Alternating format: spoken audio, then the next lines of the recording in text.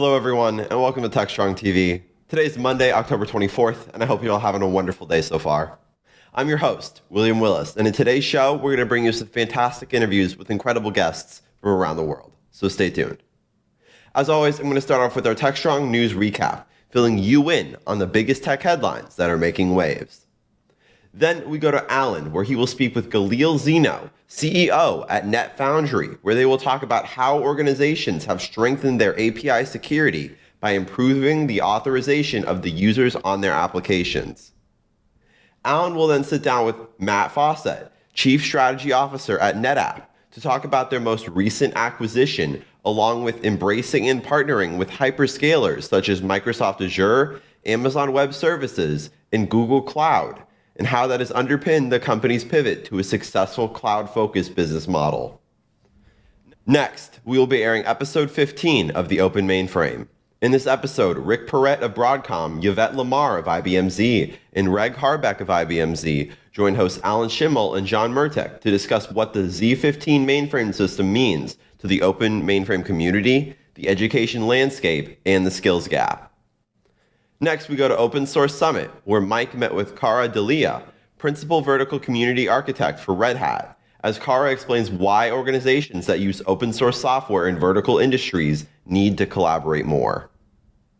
Mike will then meet with Cosmonic CEO Liam Randall, as Liam explains why platform as a service environments will make it possible to employ WebAssembly software artifacts to finally achieve the dream of being able to write code once and deploy it anywhere. We're then joined by our very own Cody J. Brown, who will hop on to tell us more about some of the upcoming webinars. Next up, we are airing episode 2 of our series, Engineering the Change. This series will follow the 3 winners of the Engineering the Change Scholarship Program as they tackle a 10-week intensive coding bootcamp and prepare themselves for careers in software engineering. Mitch will then talk to Bob Davis, CMO at Plutora, as they discuss how data, workflow, and processes help surface insights through value stream management. We will then wrap up this broadcast with a triple dose of View with Vizard.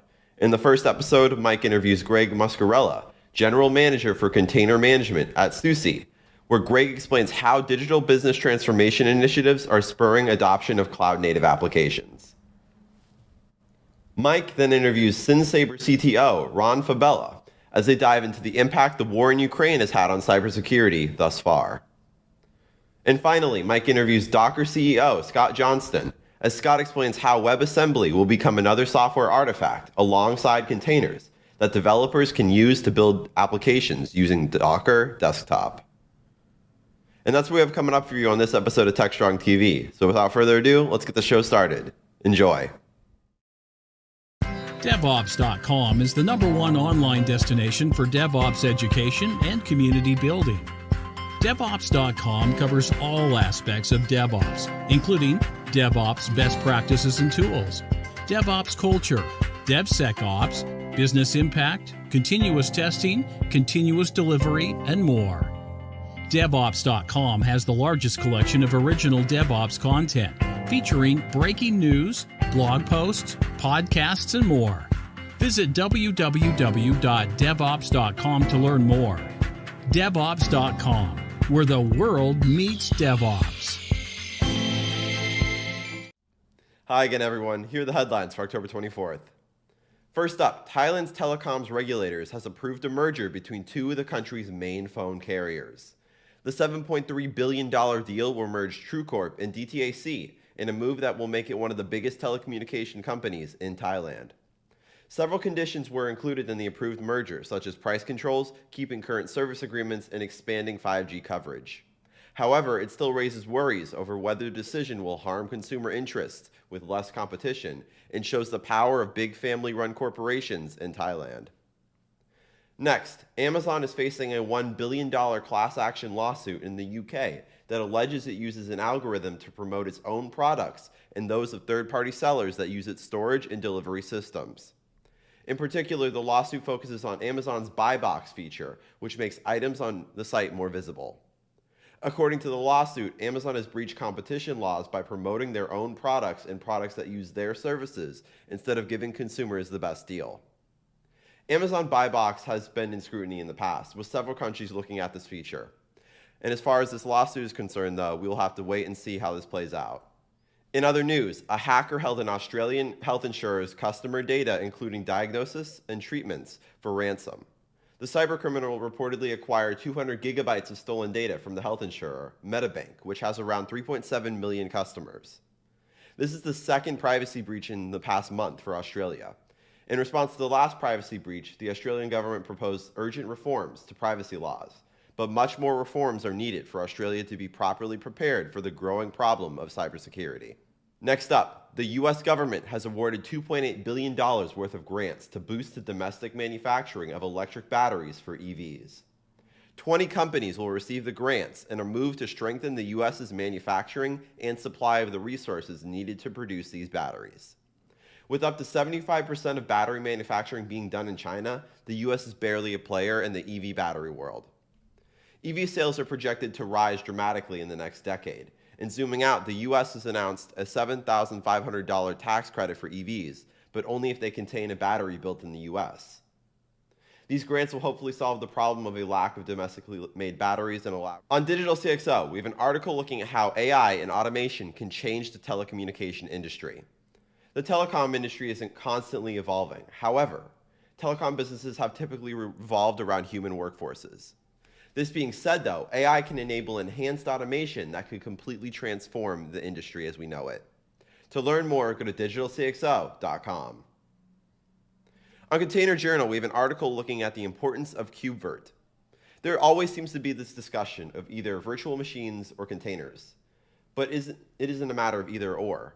Instead, organizations need to balance their legacy VMs with cloud-native future, and they can do that with KubeVirt. This article looks at the world of virtual machines and a deep dive into KubeVirt. To learn more, go to containerjournal.com. Finally, on Security Boulevard, we have an article that looks at Datadog's report showing the most common AWS security mistakes. Datadog collected data from over 600 organizations for the findings.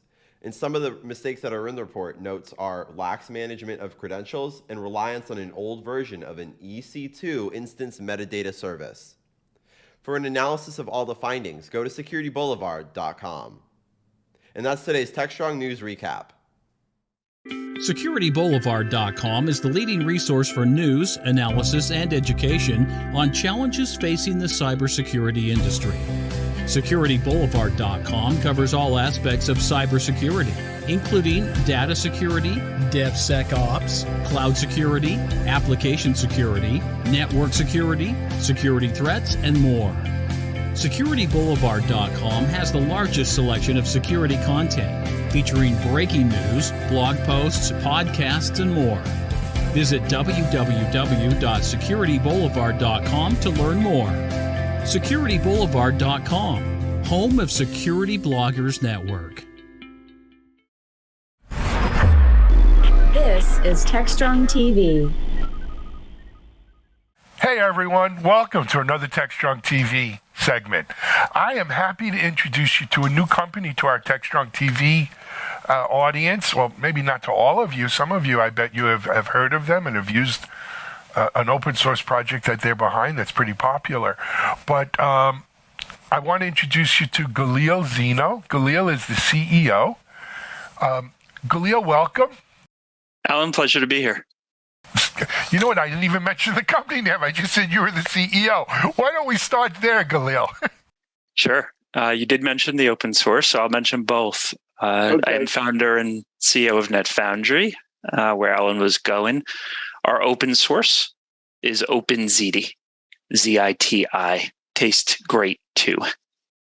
OpenZiti, okay. Z-I-T-I. You got it. Kind of a play on Zero Trust, and I have a lot of pasta fans here at NetFoundry. Well, Zero Trust is certainly a hot topic. Thinking back to like last February of RSA conference, I don't know if you guys were there, but Zero Trust was certainly the buzzword. It's funny, I just got off a call with the RSA conference folks for next year already. It's in April. RSA, week of April 24th, we'll be there with our DevSecOps event and doing videos. Maybe, Galil, will see you there at RSA in person. We're doing a few speaking slots, and I believe today was the deadline actually for the submission. So hopefully we'll absolutely see each other there. Good. Well, we're always on Broadcast Alley there, broadcasting live, and then we put on a whole DevSecOps event. Nice. Monday of RSA. So this week, RSA again, this year, RSA is Monday, Tuesday, Wednesday, Thursday, no Friday. But Monday, I think 4 o'clock starts keynotes. We'll be doing our DevSecOps event in Moscone South, Monday morning till 3:30 or 4. Anyway, that's not what we're here to talk about. Great, we'll see you at RSA. But Galil, let's start a little bit with your background. Yeah, so about 20 odd years now, Alan, of basically trying to take packets over the internet and make it simple, secure, and reliable. Started with voice over IP in the late 90s when voice over IP was difficult to do. Helped build ITXC into the world's largest wholesale VoIP network. ITXC was a 99 IPO. Eventually, I went into video, unified communications, web RTC. Always, Alan, just literally trying to get packets from point A to point B, really simply, really securely, with good reliability. But it's always like full duplex stuff, right? Like video, voice. And then finally, Alan, the light bulb went off, a few years ago. And I was like, well, wait a minute. What we're doing here applies not just to voice and video and UC. That stuff is great. But increasingly, with the way the world is going, it applies to everything. Like it applies to just about every packet flow. So let's start NetFoundry to provide a platform to enable folks for any type of use case to be able to do simple, secure, reliable networking. That's fantastic. I'm also from the 99 IPO club. Interliant, INIT. We were an early ASP, so cloud before there was cloud. We could have used something like NetFoundry then. But anyway, so when was NetFoundry actually founded and started? Yeah, I started a few years ago, mainly just doing a lot of prototypes, a lot of pilots, talking to folks out there. We do things a little bit differently, Alan. So there was a large build here from a platform perspective. At the end of the day, everything, as you know, is becoming software. But in this kind of like whole software eats world thing, networking and security kind of got left behind in the dust. And so we had a lot of build to do to make secure networking into software, to make it so a developer could take an SDK in a simple manner, compile his or her application with that SDK, such that wherever that application would go, or API, or webhook, or IoT solution, whatever it is, would natively have secure networking rather than, Alan, as you know, like the old model of like, well, I'll build my app over here, and then I'll put it on a network, and then I'll try to bolt on a bunch of stuff for security and reliability and performance. That's not software. That's not where today's world is. That's where you and I were, like in the beginning of this, in like 99. Well, you know what? I don't want secure networking of 99. We want to give the secure networking of tomorrow, kind of this cloud era, this software era of secure networking. Absolutely. All right. You mentioned the open source project. Let's dig. I'm sorry we're doing this kind of one block at a time, but let's dig into the open source project. It's great. OpenZD, really exciting, because if you think about, Alan, what I just described, which is giving developers control of secure networking, regardless of what clouds, what edges, what networks. Well, the innovation and the community aspects that we've seen in many other open source projects, right? We've seen this again and again and again. Again, kind of secure networking is like the last one. And so what OpenZD says to you, Alan, is listen, here's all the primitives that you need to do secure networking in a simple manner. And what set of primitives you take and how you use it, it's up to you. With our goal, basically, Alan, being, okay, let's see how developers will innovate in ways that we haven't even dreamed of if we just kind of give them the tooling. And that's what OpenZD is. And then, of course, we went ahead, we ate our own dog food, drank our own wine, however you want to say it, and we built NetFoundry as global managed SaaS on top of OpenZD. So we're using OpenZD every day in a very, very big way with a lot of customers, et cetera, et cetera. And at the same time, we have the open source development community, and they're doing all kinds of really cool and innovative things with OpenZD. So that's the balance we were hoping to get. And so far so good, Alan. It's been a lot of fun. Absolutely. And we started this conversation off talking about Zero Trust, which of course OpenZD is a play on. But I want to talk a little bit, I don't want to talk. I want you to talk a little bit about API security and because OpenZD has a big play in here. What you guys are doing at NetFoundry has a big relevance around API security, which is a huge piece of the puzzle today, and an increasingly bigger piece of the puzzle, and how that all fits in. So, and that's something I personally haven't seen connected in the market much, which is this idea or notion of zero trust with API security in the cloud. You could say it better than me, Galil. No, absolutely, Alan. Listen, it's a really perfect use case from the perspective of APIs, API endpoints, of course, need to be public, right? If you, Alan, are offering me an API, you better make it really easy and simple for me to consume that API. Otherwise, you're probably not going to get many users. And as such, all the kind of private networking options, things like private circuits like an MPLS network, or maybe a VPN, or maybe Alan just taking a bunch of firewalls and doing like whitelist, blacklist type stuff, complex ACLs to differentiate between like me and maybe someone who you don't want using the API. That stuff has basically been seen as forget it.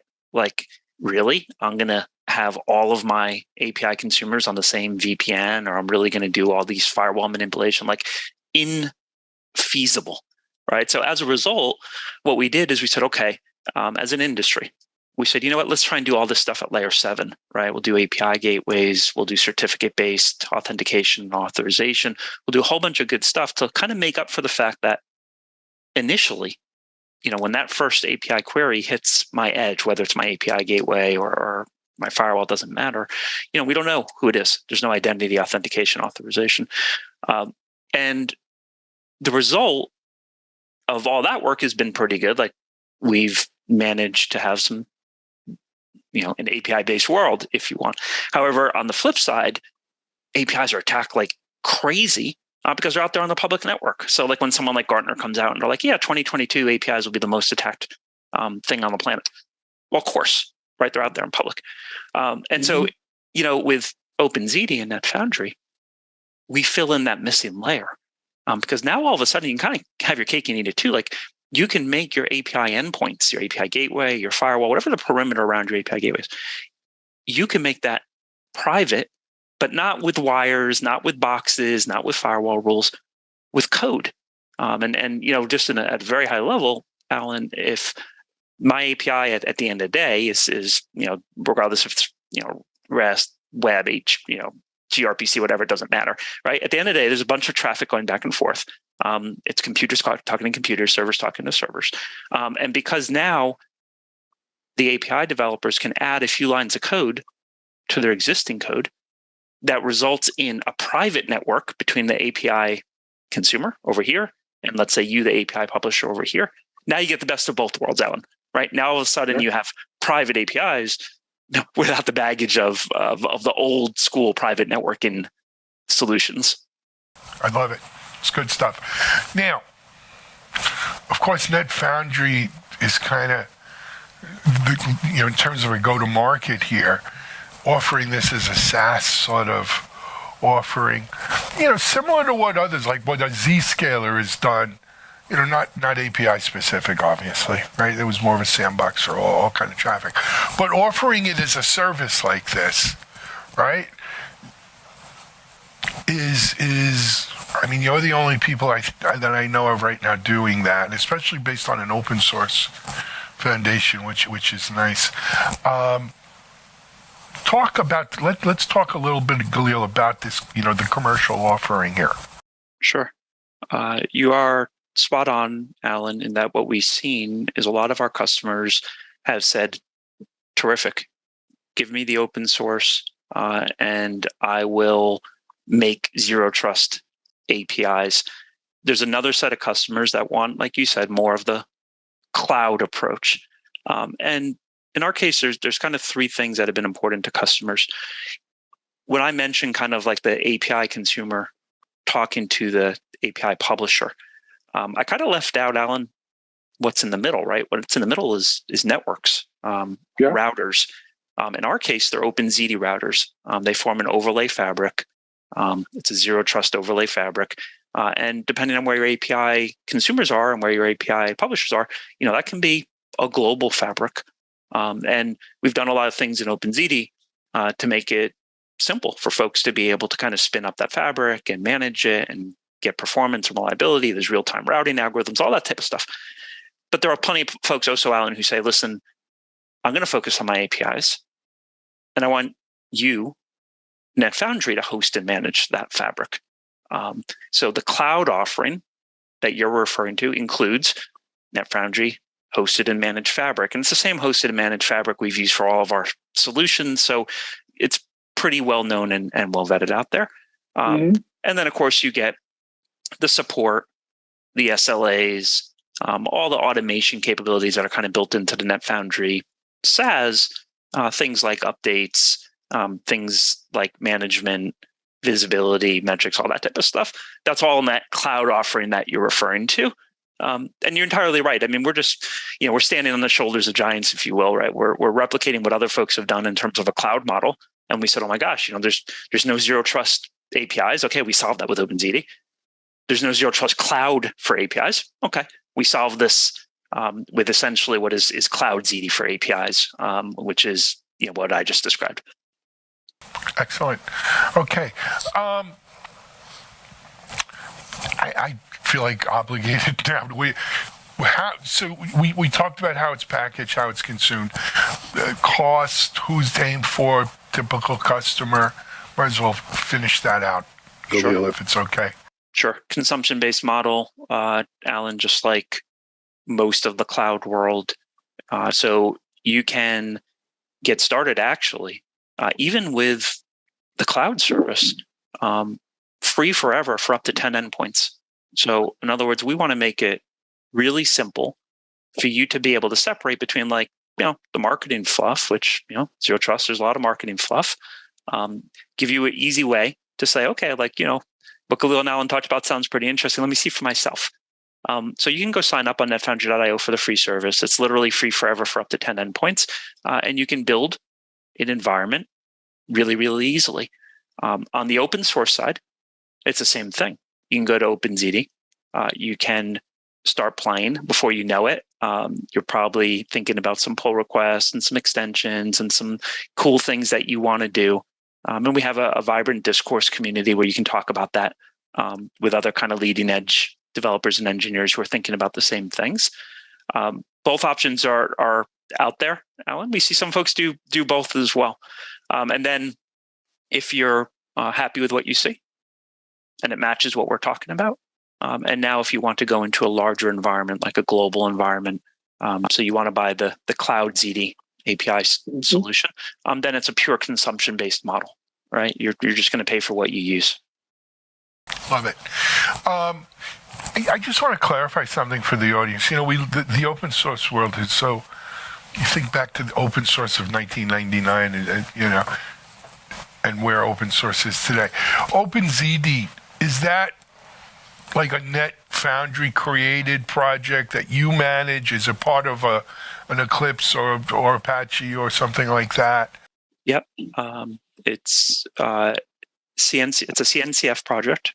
So it is. It's Linux Foundation. Linux Foundation. You're right. We were the initiator. We're still the leading contributor and maintainer of the project. And it's listen, just from a quick licensing perspective, et cetera. We built it to enable people to use it without friction, right? So it's like MIT licensing, CNCF, Linux Foundation project. Like it looks like any modern open source project. Look, that's the model today, right? This is it.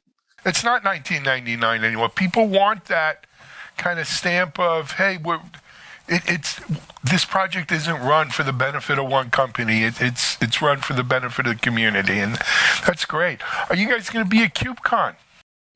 Yeah, we will. Also, there's a few events we have coming up. We're at Oracle World next week.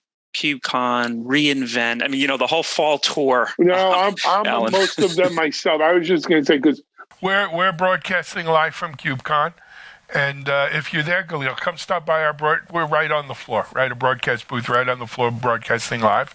Love to have you on and continue the conversation. And of course, KubeCon's a great, Oracle's a big event. reInvent's, I think, going to be crazy this year. We'll be doing some videos there as well. But KubeCon's October 25th or 26th, I forget now. But yeah, it would be great to see you there. Yeah, listen, love to do a cup of coffee. We can talk about 1999. We can talk about 2029 and everything in the middle, Alan. I just want to get through 2025 would be nice. But Galil, thank you for coming. You know what we did? Is it netfoundry.io or yes. What's the net? That's what I thought. Netfoundry.io. Galil, thank you so much. And I hope this was a good first time on Techstrong TV for you, but it won't be the last. Yeah, it was fantastic, Alan. Very nice to meet you and look forward to future conversations. All right. Galil Zeno, CEO founder of NetFoundry at netfoundry.io, OpenZD, CNCF project. You can check that out. You can see it if you're going to be at KubeCon with us. We're going to take a break here on Techstrong. We'll be right back here in a moment.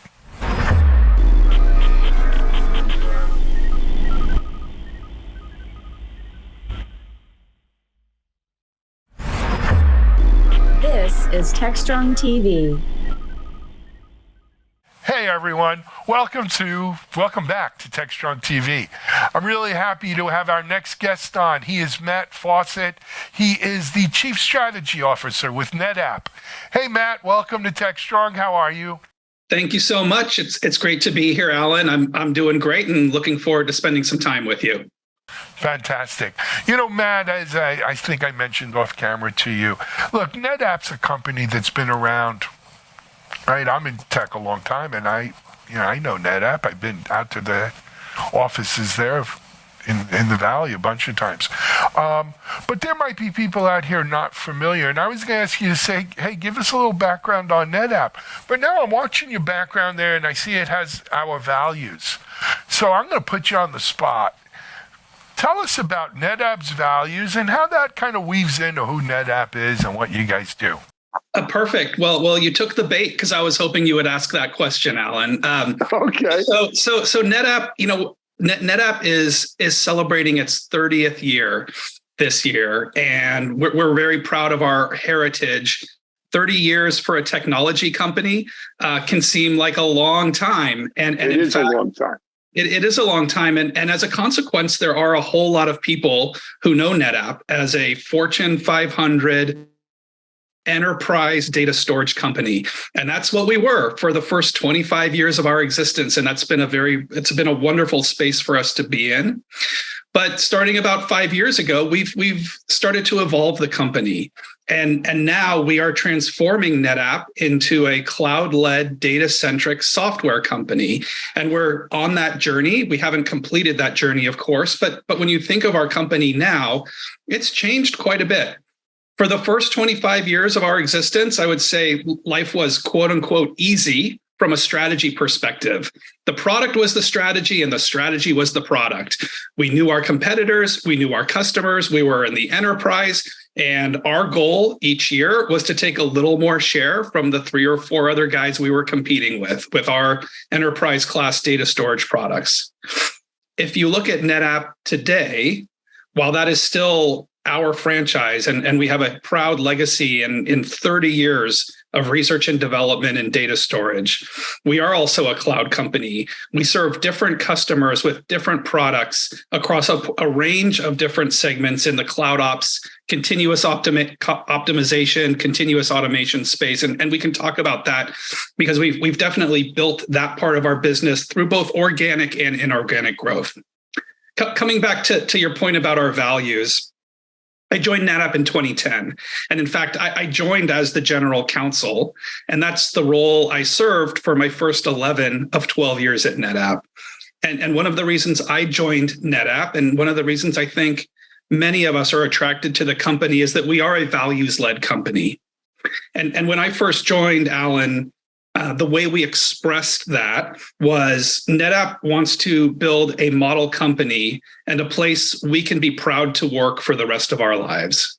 And that's always very much resonated with me. We all spend so much of our time at work to do something that's meaningful, surrounded by people who share those kinds of values, really means a lot. And it makes a huge difference in the way we approach our customers, our communities, our shareholders. And so the way we express our values today, as you put me on the spot, I'm not going to be able to get each one to the icon over my shoulder, but there are 5 of them, starting with putting the customer at the center. We've always succeeded when we are maniacal about meeting our customer needs. Secondly, caring for ourselves and our communities. We have 12,000 people in many countries with big presence in a lot of places around the world. We are part of our communities, and our communities are part of us. And so we want to be integrated with our communities. Thirdly, building belonging every day. We think that the purpose of work is to have greater meaning for our communities, for our customers, for our society, and we want to build that belonging within the company. The fourth is embracing a growth mindset. That is particularly important in times of transformation. And the way I express that for myself and for my team is we can't be know-it-alls. We have to be learn-it-alls. The world is changing very quickly, and we have to pivot to where the world is going. I think about that every day, obviously, in my role as the Chief Strategy Officer. And lastly, thinking and acting as owners. Of course, we're shareholders of NetApp, and we want our shares to have value, but we want to think of everything we do from the minute we wake up to the minute we go to bed from work as owners of NetApp and as stewards of our shareholders' money. And the way that we are going to increase that value for our shareholders is behaving like owners of the company. And so those are our values. They resonate with me.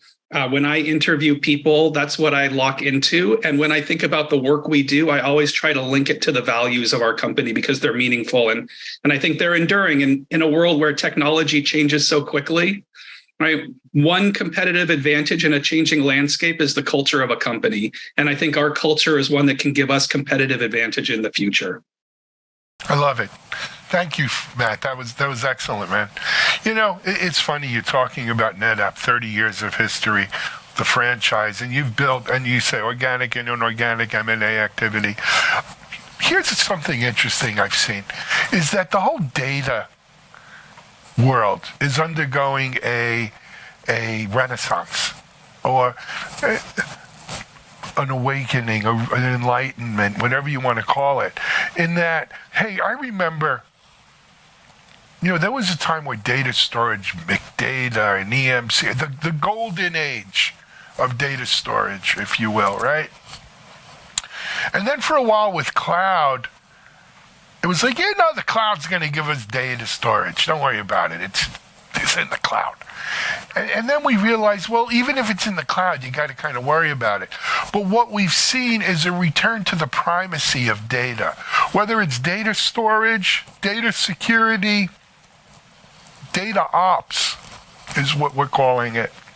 It's in vogue again. People are realizing, hey, stupid, it's about the data, right? To paraphrase a Bill Clinton campaign from 30 years ago or 25 years ago. So, I'll say it here. We haven't announced it yet. We're coming out with a new section on DevOps.com called Data Ops. Yep. Right? Where we're going to discuss all things data storage, data security, everything about data. I think, and it's a good thing. For a while there, we got so focused in on apps and platform and delivery, we forgot it's about the data. It's all about that's the crown jewels, and so it's good to have that.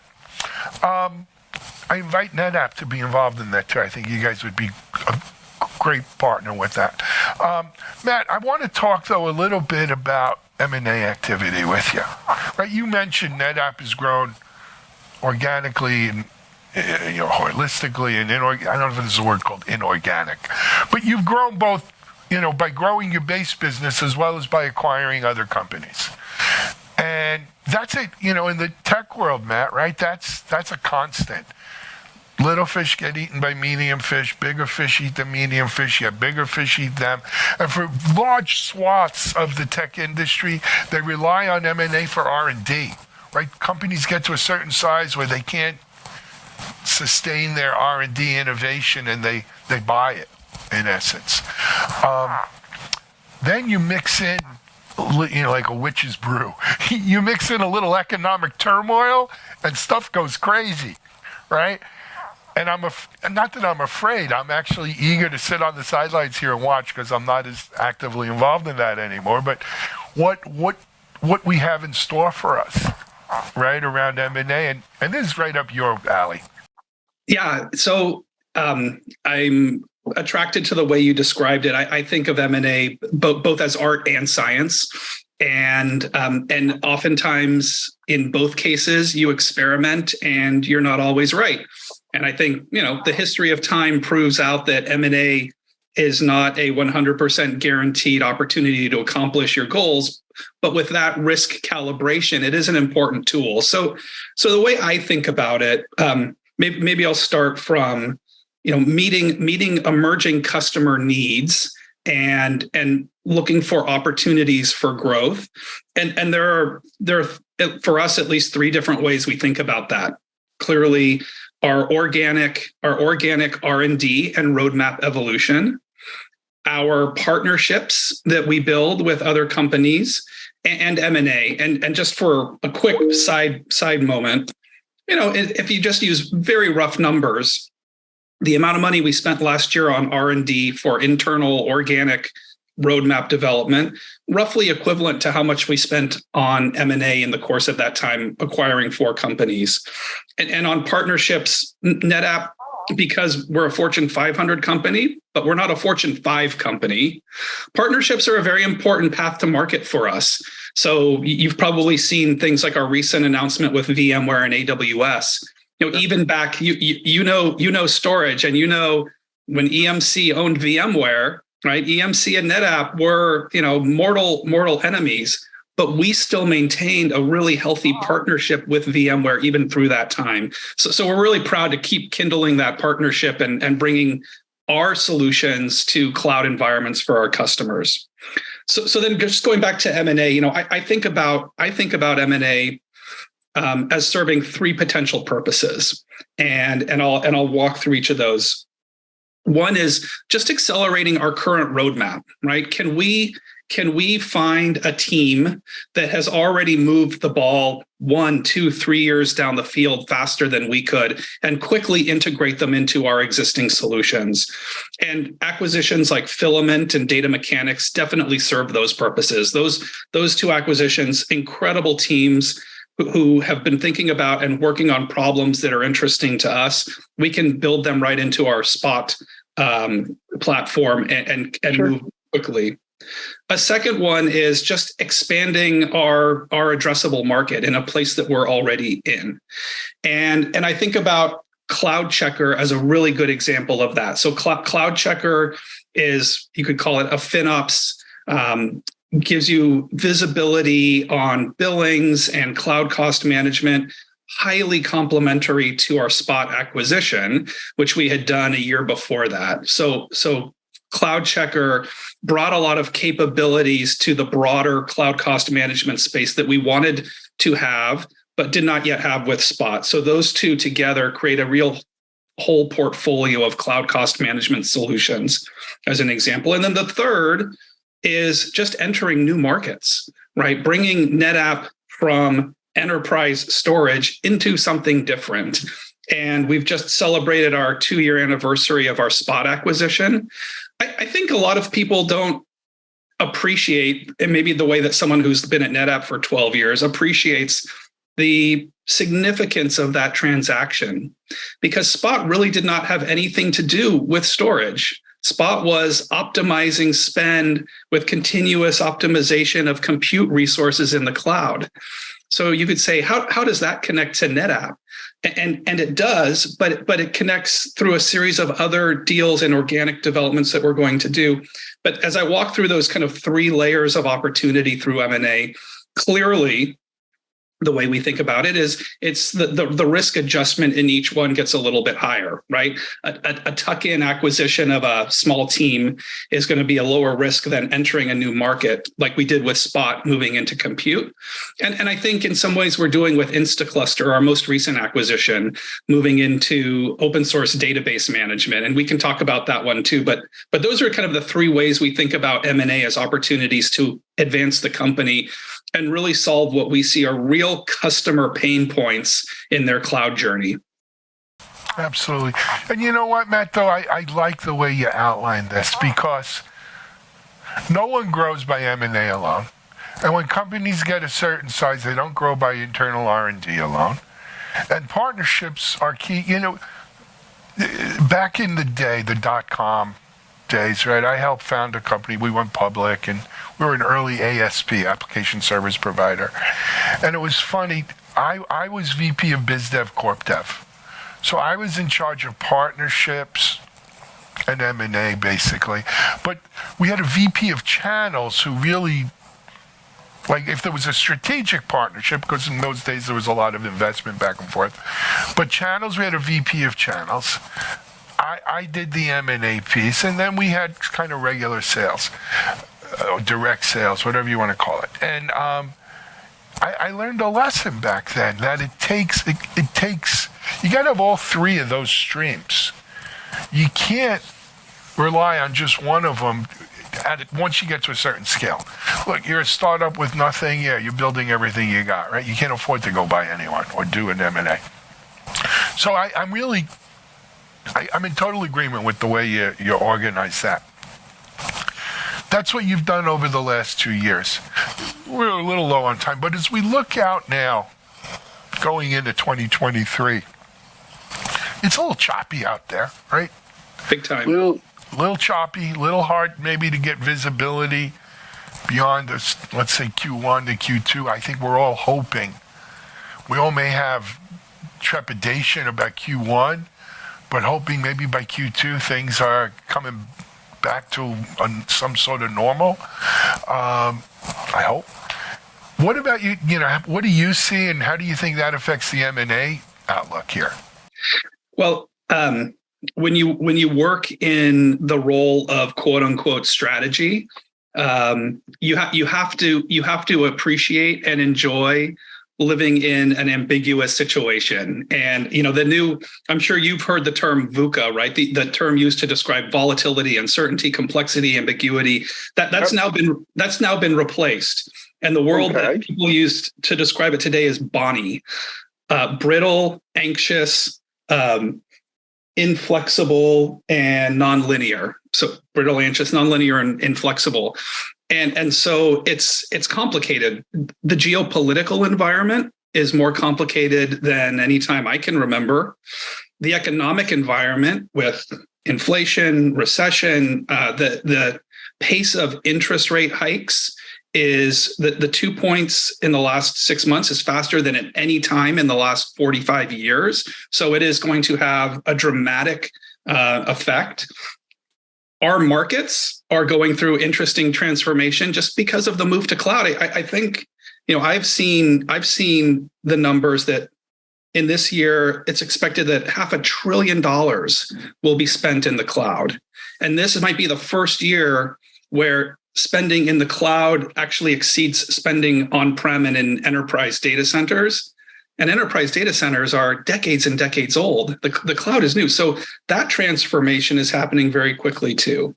So what does that all mean? I think even before we turned on the recording, you had mentioned, you know, our price is going to drop and our assets going to be available on the cheap. So far, what we've seen in the public markets, we haven't yet seen in the private markets. So the question becomes... There's definitely a disconnect. There's definitely a disconnect. Or a lag. Maybe it's just a lag. Right. But I do think, at least what we see, and frankly, we saw it as we were acquiring the assets we acquired in this year. There are high quality assets doing really interesting things that are going to need to raise money in the next 6 to 12 months. And they'll probably be able to.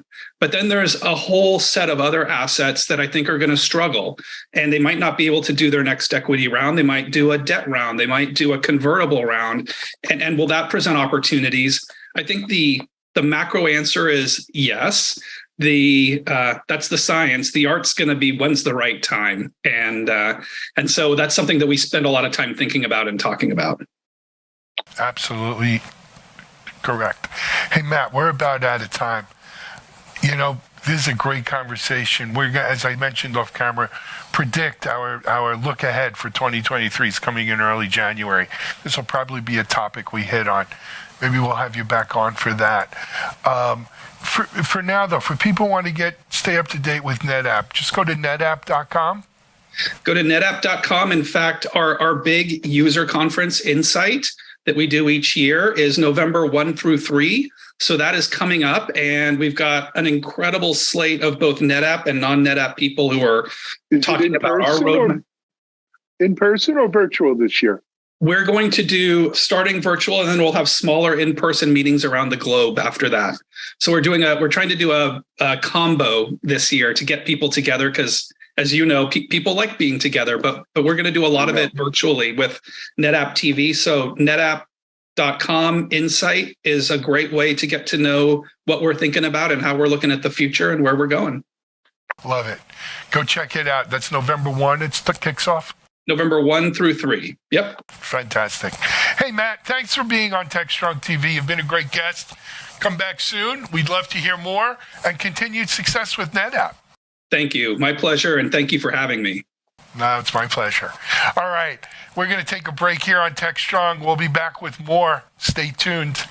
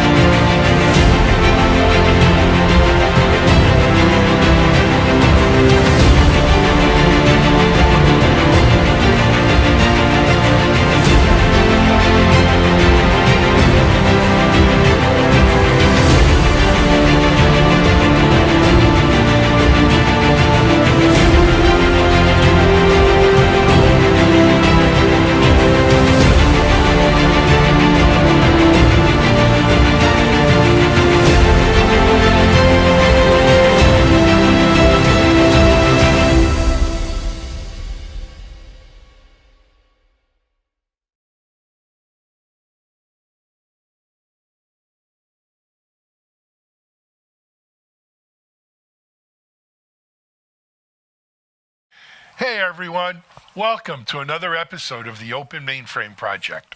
The Open Mainframe Project is a collaboration of a video show that plays about once a month between Techstrong Group. I'm Alan Schimmel, CEO of Techstrong Group, and the Open Mainframe Project, which is a project under the auspices of the Linux Foundation.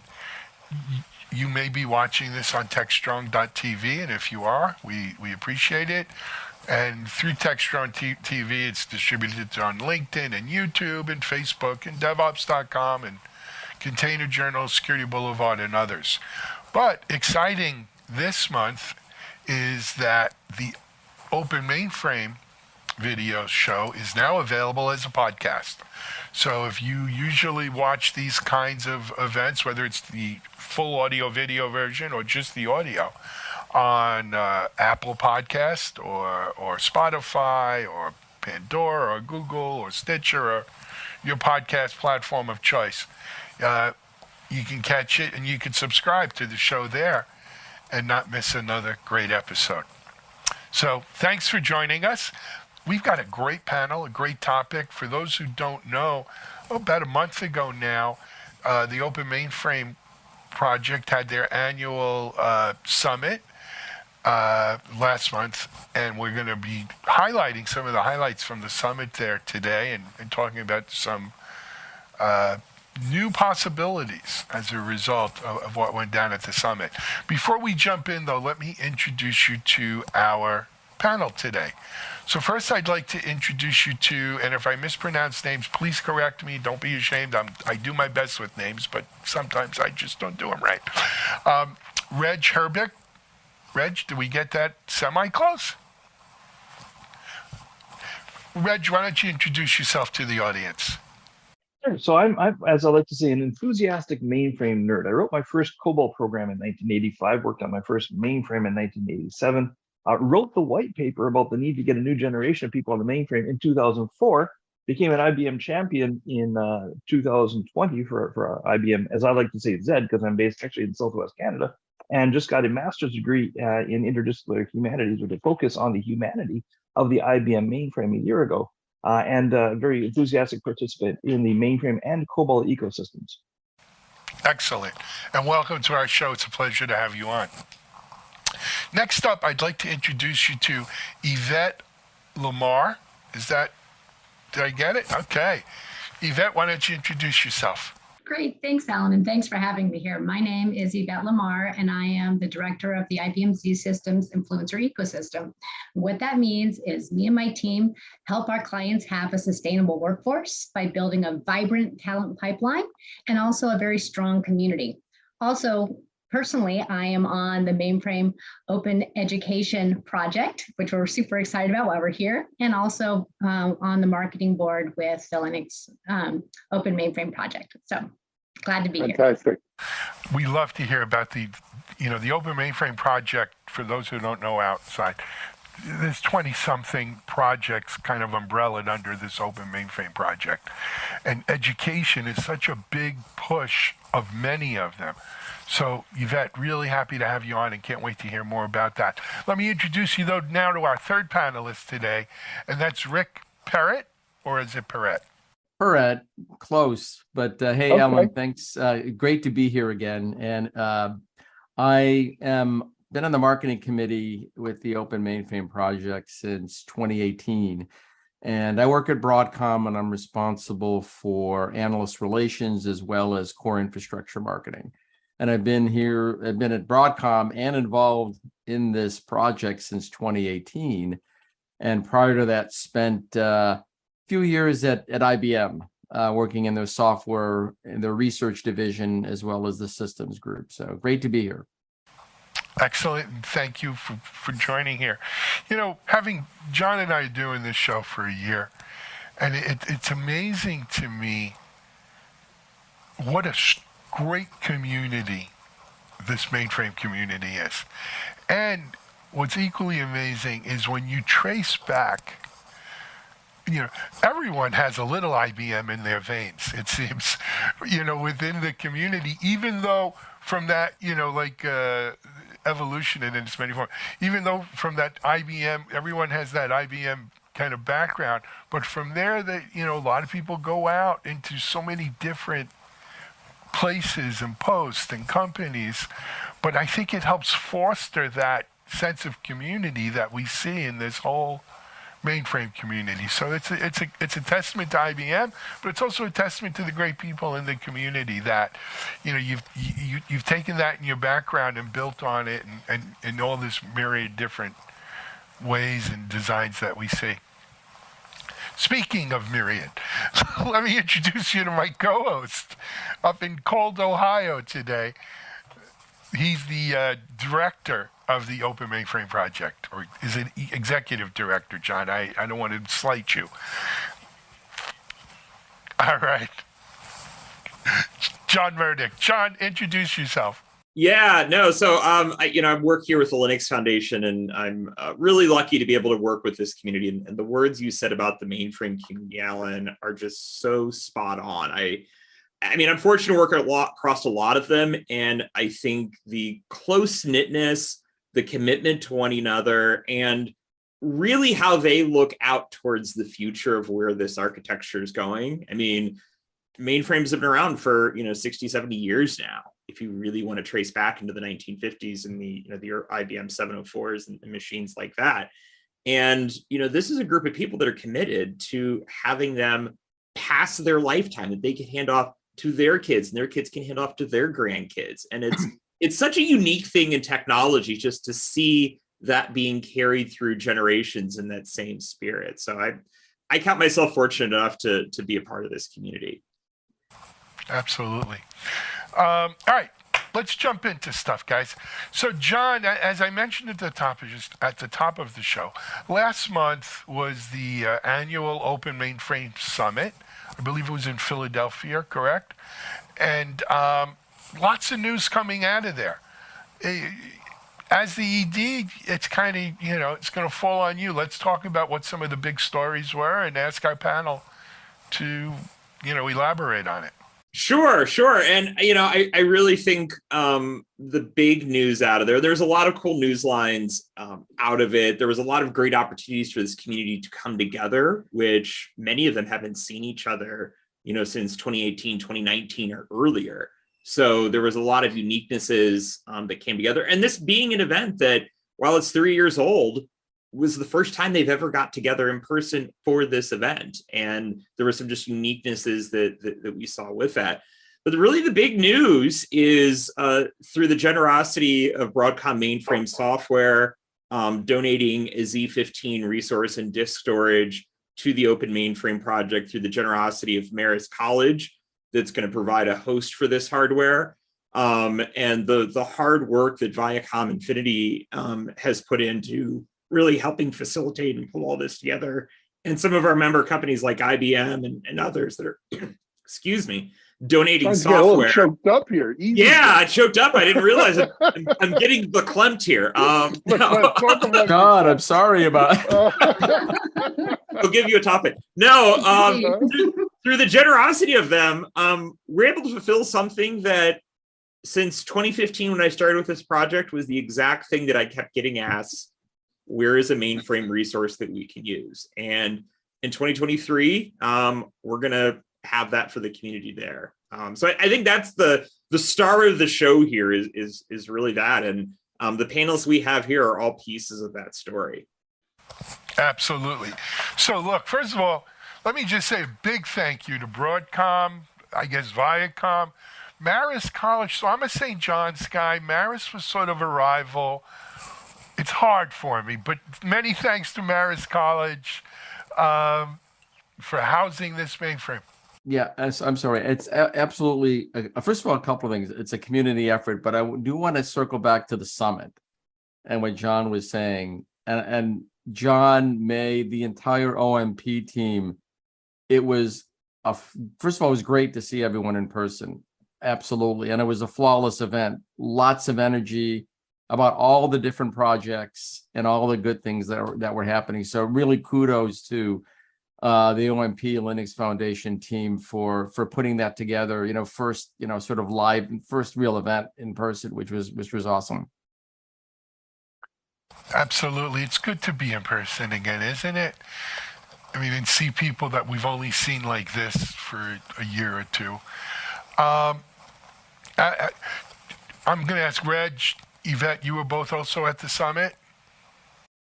I wasn't at the summit, but I certainly have enjoyed the news that came out of it, particularly including this news about the Z15, as I like to say. Exactly. Super excited to hear about the system. And then also I was not there, but we had a booth, and just the feedback from being able to see everybody in person was so fabulous. And then the course content that was there at the session. So it was a great event. Excellent. So let me throw it, and I'll throw it up to the whole panel, including you, John. All right. So we got a mainframe, right? It's kind of like that movie, We Bought a Zoo. We got a mainframe. But what does that mean? What does that mean? What are the plans? How are we going to use this? How's this going to help education? How's it going to help COBOL programmers or making new COBOL programmers? Right? Let's hear.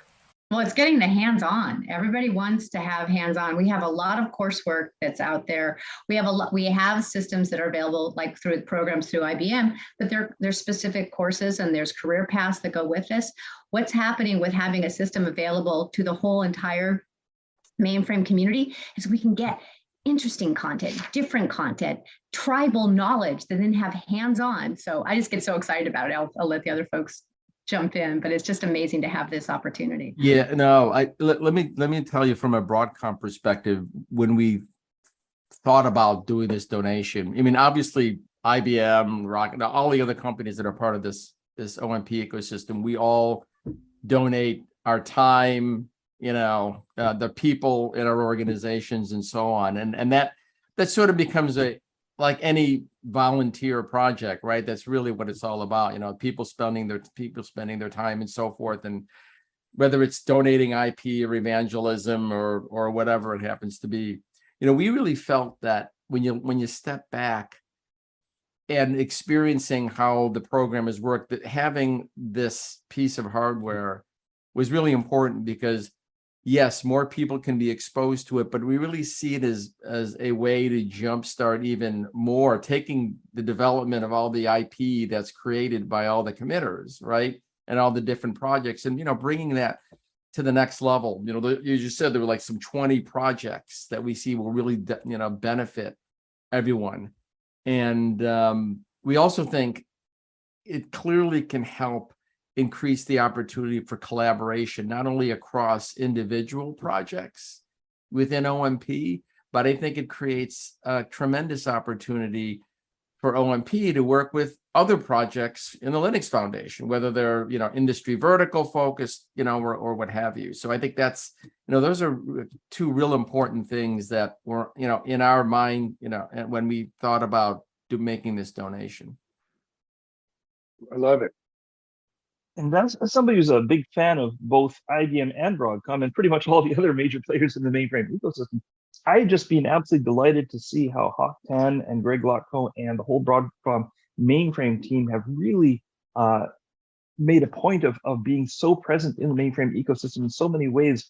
And to see this donation, also recognizing how important the Broadcom software is and really anticipating that this mainframe will be something that has a much broader community presence in terms of the options available on it, but more importantly, that it is available to a much broader portion of the community because, as was pointed out, there's been this perpetual question, great, how do I get onto a mainframe? How do I learn on a mainframe? How do I teach on it? And, just to see that option now available in really the ideal place, this combination of physical location and the community and the open mainframe project, I think that the opportunities are really limitless in terms of how that can become part of a real advantage as we grow the community from a much more open perspective. Yeah. And I think that's something that, as I've talked with all of you, I've talked with people in the community, that's what the big goal of this is. I mean, there's frankly never been a resource like this. I mean, there's been little efforts here and there. We've had the Linux One Community Cloud. We've had some of the partnerships with the Open Source Development Labs and Marist College, several years back. So we've had some limited, and some of these, organizations here have done some limited things as well. But to have it being a truly neutral resource that any open source project can leverage. I mean, certainly we're going to see all of the project hosted here, but, the big goal is, and I'm already having conversations with a number of our hosted projects about how could they leverage this because they've wanted to support this platform a lot better. How from an OpenSSF perspective, can this be a part of the strategy to ensure security on open source as a whole, so that many of these key open source projects that run on multiple architectures can use this as a target, so you could isolate a lot of those potentially security vulnerabilities. I mean, David Wheeler keynoted at the event and talked so much about where the state of the art is happening there, and I see this mainframe fitting into it. So it's sort of a cool opportunity, for this. And, I'd be curious from you. I mean, you all have given your reactions, and I'm sure you've heard your own buzz. Like, what's the buzz that you're hearing? Like, where is the excitement? Where is, has this been just like lighting up your inbox? Like, tell me about the buzz that you're hearing about this. I think open, you mentioned sort of getting more awareness to people about what's going on. And I think there's sort of a very subtle distinction of giving people, sort of open access to this platform, because one of the things it does is it really raises the awareness and hopefully reinforces the understanding of what a modern, agile platform the mainframe is, because there are some biases that exist out there, and having this more widely available, right, within the constructs of the mission of the project, I think will go a long way in setting the record straight, if you will. Absolutely. You know, I'm going to throw it to Yvette, but John, I'd be interested in your thoughts too. You know, sometimes it's be careful what you wish for. So now we have this great resource, right? And, you know, the worst thing in the world is wasted potential. How do you make sure that the Open Mainframe project is kind of wringing all of the possibilities out of this? So Yvette, you mentioned you're on the education committee. I got to assume you guys are drawing up plans and making, checking your list twice. Exactly. We have been looking with the Open Education Project really to get the community, because what the purpose is and the mission of our project is really to get that tribal knowledge and consolidate it. And so what we want to do is have folks that are maybe retiring, people that have got interesting skills that they've learned, sharing it. And so we want to make sure now if we could do some workshops, get some hands-on exercises as well. So really for us, we want the community to contribute. And that is our mission. And that's we are going out, getting the message out to please, please, please join us, help us and contribute, and then also consume. Agreed. Yeah. And it's kind of interesting you put that question out there, Alan, because, as much as I've always heard, like, where's the mainframe resource that we all can use? Yeah, the analogy of, so we bought a zoo, or, the field of dreams building you come is a fairly fair one to put out there. I think one of the things that we're first hoping to do is having this resource of it becoming of something interesting to people. And there's some low-hanging fruit, and there's some people that have asked us about it. But I think the other thing that's incumbent on the project is to showcase what the actual market looks like for mainframe usage and how much it's actually used. And it's mainframe, and we've talked about this on previous shows. It's sort of like the quiet worker in the background that it's doing its thing. And, the fact that our society continues to function, especially in the financial and transportation and government and those aspects, is sort of a testament to how well the system works, because the system has been the back end of it. And so one of the things that we've been really trying to do is begin to start telling the story of how this is being used. We did a great case study with Bank Data, which is a bank within in Europe, about their usage of a lot of these open technologies in here. And we're beginning to kind of pull some of the stories out of these different vendors, because I think we all know that the products and projects that are adopted, it's because people are out there using them. They tell the story of how they're using them, and then the cycle continues and builds on itself. And I think, venues like this, where we can just start to tell the story of these things are being used, these things have immense value, is sort of a critical piece to it. So I think it's going to be a little bit of a long tail as we get a lot of new projects on here. Clearly we have a lot of relationships with projects that I'm already talking to that have interest. There's a considerable interest from a security angle of projects that are looking to shore that up. But I think it's something, the nice thing is it also gives us sort of time to work our way into and kind of figure out, like, what is the right models for making this hardware available? What are the right things that projects need? Because I think the also interesting thing is because this has never really been done before, it's hard to know exactly what the expectations of what someone needs to better support this. So there's some great opportunities that I think that are going to be learning for us along the way, and the community uptake as it takes over time will get there. And I know, folks like Reg, I know you've been a great community advocate out there for it. So, I know you probably know that there's huge interest out there, and a lot of it just takes time to develop out, right? No, I think one of the important things to recognize is that this really represents us beginning to own our historical role. That we're so used to Windows and Linux and Apple, and these are all very important, Unix but the thing is that the mainframe is the definitive historical computer but we've gotten so used to it, we've forgotten about that. Yet if you take a look at the history of computing from a human perspective, that so much of the last few decades has been about a conscious definition away from what are perceived to be the weaknesses or uncomfortable parts of the mainframe. So in 1982, when Time magazine calls the personal computer what they now call Person of the Year, and then they turn past the millennium and they put a little mirror on their cover and say that you are the Person of the Year because of social media. And all of these different things basically have been a poke at the mainframe saying, hey, how come you're not this? How come you're not that? How come you're this funky thing hiding in the basement when you could be so much more?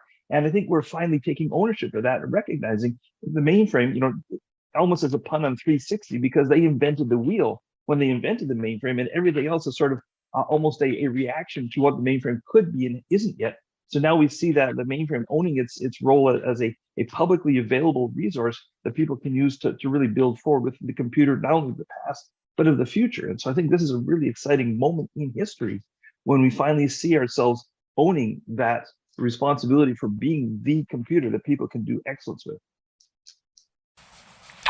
That's powerful, Reg. I like that a lot. So I'm not from the mainframe community, so I don't view the PC or Linux as sort of a competitor to mainframe per se, though I could see why you would say that. I mean, I certainly, quite frankly, I know there are some companies that say we can do everything in the cloud that you could do in the mainframe, and I don't buy into that either. But it is great to have this resource. It is great to have it out there. Rick, let me ask you a question. Well, I'm going to ask you a question, then I'll throw another question out at the panel. Talk to us about sort of Broadcom's motivation here, right? This is not, for those who don't know, mainframes aren't like going to the Apple store and laying down $1,000 for a MacBook Air. This is a sizable investment. Yeah, and like you, I actually don't have a mainframe background until, actually, I take that back. When I was in high school, I did programming on a mainframe, but we won't get into the exact those I had those punch cards too, Rick. Punch 029 punch card. At any rate, though, when just from a Broadcom perspective, look, our customers, and when I say all of our mainframe customers, no matter where they source their capabilities, they're constantly faced with change, right? Competitive, they have to, they need to grow and they need to be competitive. And so things like interoperability become really important. And the way you get to interoperability in a constant changing world is it's really about being open. And certainly from a Broadcom perspective and at CA, the idea of open is something that really took to heart back about maybe 6-7 years ago, which is why we were, one of the, founding partners along with IBM and Rocket, of the Open Mainframe project. We thought, look, the OMP was the right approach, the right strategy. And so it's always been an integral part of how we do development in our value streams. For example, we have an open mainframe leader within Broadcom that looks across value streams, not just in app dev, but in, ITOM, in security. And when you look at a project like Zoe, for example, which is one we've contributed to, the conformant CLI, the conformant set of components, the API mediation layer, and so on, it touches across our portfolio, right? Not just in dev, but in ITOM and security and output management, on all those sorts of things. So for us, the motivation is open is the right approach for this industry. And not only open source, but going to what Reg was talking about, the ability to really make it something that that's more visible, right? You think about our phone, right? we have familiarity with that. I've got an iMac sitting next to me along with my MacBook. I mean, these are technologies that are very visible. So, agreed. Let me throw to the rest of the panel. Right? like in my mind, this is sort of an ADBC moment, right? Or BCAD, excuse me. Does this fundamentally change the charter of the Open Mainframe Project by being much more of a hands-on organization, especially, look, over the past year, we've had many of your education programs that the Open Mainframe Project sponsors, right? From young interns to Cobalt to a bunch of others you could look on the, at past shows. Does this change the organization from talking about it to doing, a doer, kind of thing? John, I'm going to ask you to kick that off. I mean, I think change is one way to put it, but I would almost say fulfill is maybe another way to think about it. Because like we said, having this resource is something we've been asked about for only 7 years now, and the organization's been around for 7 years now. So it's always been something that's known to have needed to be in there. And with all of the energy that is just beginning to happen in this industry around open and collaboration, which frankly has always really been a part of it. I mean, if you go back to the 50s with Share and, some of the early work of people just, these systems programmers getting together and collaborating, and it's always really been a part of it, but we've just really seen it take off, here in these last several years. And more importantly, there's an alignment from a vendor perspective as that's how they want to go to market. This is an opportunity to fulfill that. Like this is the, yes, hands-on, but the hands-on in the way of now this community that has been held back by really getting to the next step by a hardware and infrastructural limitation, that's gone now. Like that's the moose. And now all the patterns of collaboration that have been, built through these projects are able to excel. And then what I see then behind it is that new wave of innovation that all of these vendor companies have been sitting on and thinking about of, geez, like, could we drive this better out in the open? I think that is also the new thing that is going to be starting to pop up. At least that's how I view it. But I mean, I'd be really interested, especially, a bet from your view, from like an evangelism perspective. I mean, it really is having that system that's available. It's like I would say Switzerland. It's this neutral platform that everyone has access to, and then also on top of the on the education side, there is hands-on available, and we found when we're doing coursework that people learn better when they can, do hands-on work because it retains better. And so having the material that's being created by the community and then have supporting labs that go with it, or self-paced workshops, is going to be incredible because they get that chance to learn the knowledge and also apply it. So I think that's going to be game-changing. Let me ask another question. So we've got the hardware. I'm not clear software. What are other companies other than Broadcom, is IBM or Rocket or BMC, other companies donating software for this as well? Yeah, I mean, and we've had extensive support from Broadcom of donating the software from their portfolios, IBM, SUSE, and I think we're going to see a number of other companies are going to be stepping up in this realm, because I mean, the underlying of a lot of, especially in the ZOS side, is there's just a number of proprietary tools and software that are just a part of the enabling technologies, which, to be fair, I mean, if you go over like Windows to different platforms, it's not an unreasonable thing. But I think that is a huge part of commitment because, A, it's a huge part of the cost. And B, even as we've looked at resources in the past, getting access to that software to even do that. I mean, it's hard enough to get access to a mainframe, but to get access to all of the software to build on top of it is just really hard. I mean, just cost perspective, licensing perspective, the whole 9 yards. So there'll be a lot more to come there, but that is a big component of it. Final question I have on the mainframe, and then I want to talk some more open source summit. Well, not a question, but area I wanted to talk is, so who is this yet another committee or another project that's going to get spun up that manages this? Within Open Mainframe. Yeah, so right now, our technical advisory council is taking on the sort of responsibility of building out the processes and policies around this. It's a bit of a unique from a from an infrastructure perspective, more than just like cloud infrastructure and things like that, mostly just because of the nature of how it's deployed and how it's used. And also, I think there is a sense of wanting to make sure that there's a degree of vetting of the access to this.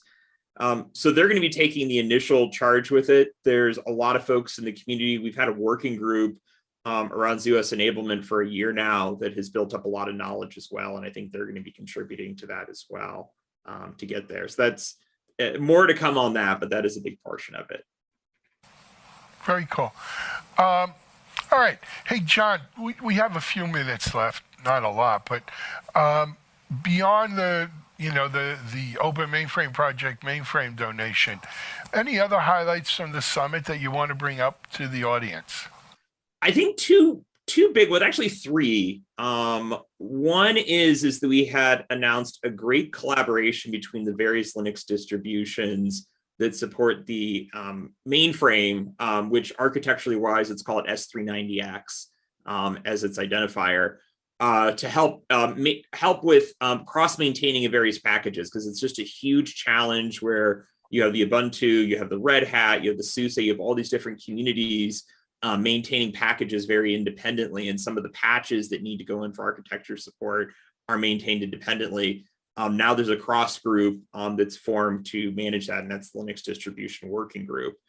A second one, and this is one I'd love to kind of get a little bit of Reg's take on, is our COBOL Working Group, which we announced 2 years ago at the summit, is partnering with the Linux Foundation Research Group, along with our training and certification group, to build out an industry report on the use of COBOL in the world and what that looks like. And so they made the announcement around this, and there's great opportunities for sponsorships there. And before I get to the third piece of news, I want to kind of hear from Reg, because as Reg is of this panelist is the COBOL person.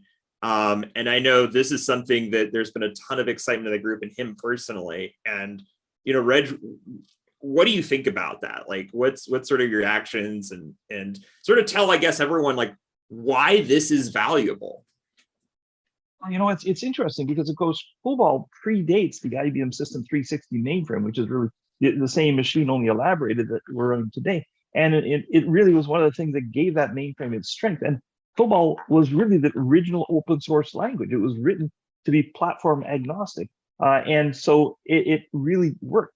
It became the place where people developed the applications that run the world economy. And those applications are still running, often with only minimal modification when it became necessary. That's why Y2K was such a big deal. And so now we're running with hundreds of billions of lines of COBOL running the world economy. And so to finally get historically involved with ownership of that fact and understand what that means. And so there's been some surveys done on the one hand by the Open Mainframe Project's COBOL Working Group, which I'm part of, but also by one company, at least, Micro Focus, which has 2 members on the COBOL Working Group that did an additional elaborated survey. And so between these sorts of information, now we're starting to dig deeper and interview people and understand it and really characterize how is COBOL being used today.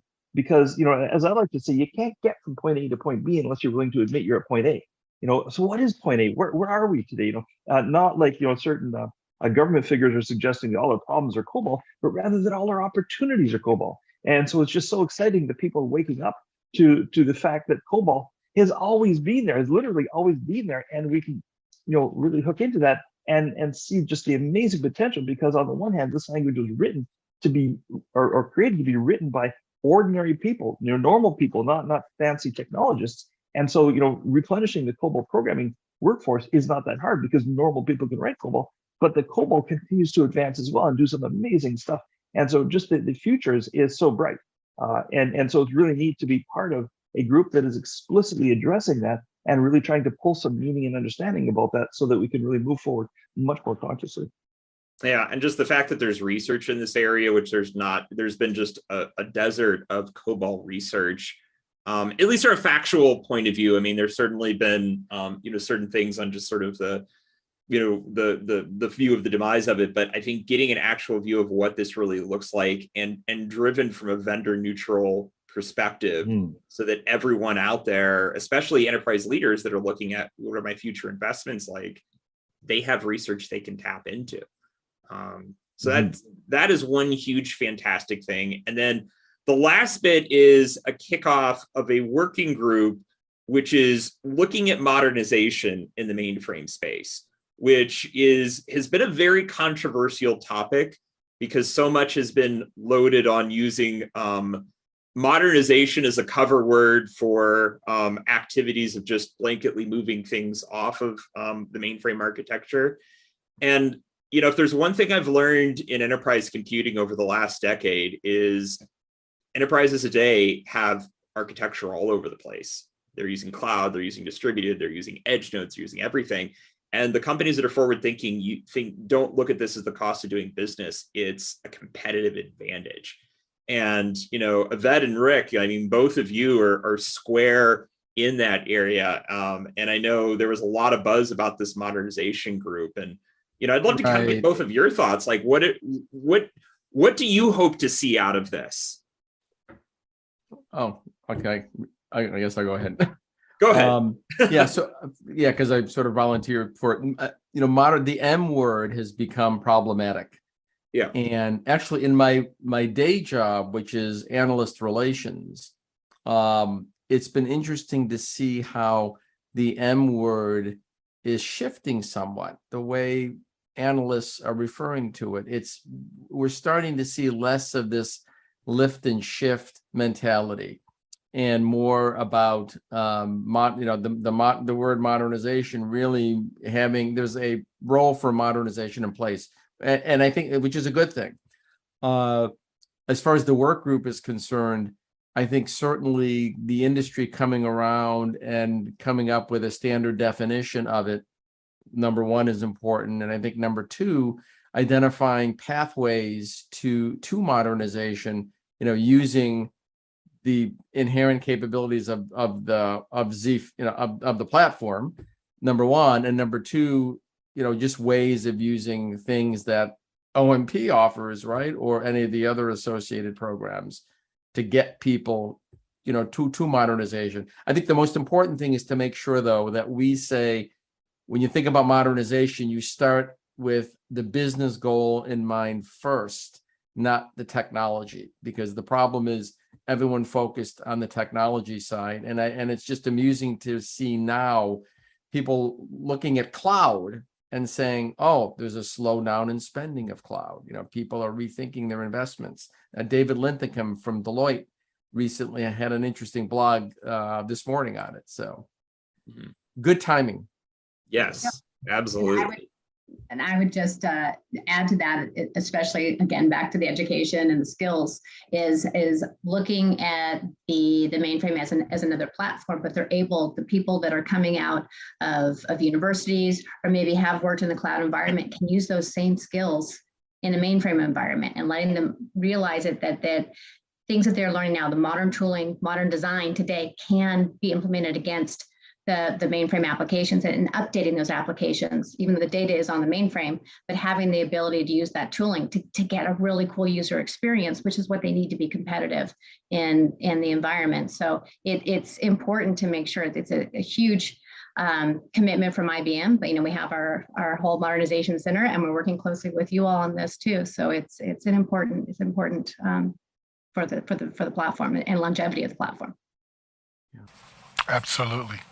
Guys, I need to wind this down. Unfortunately, I think we're even over time already.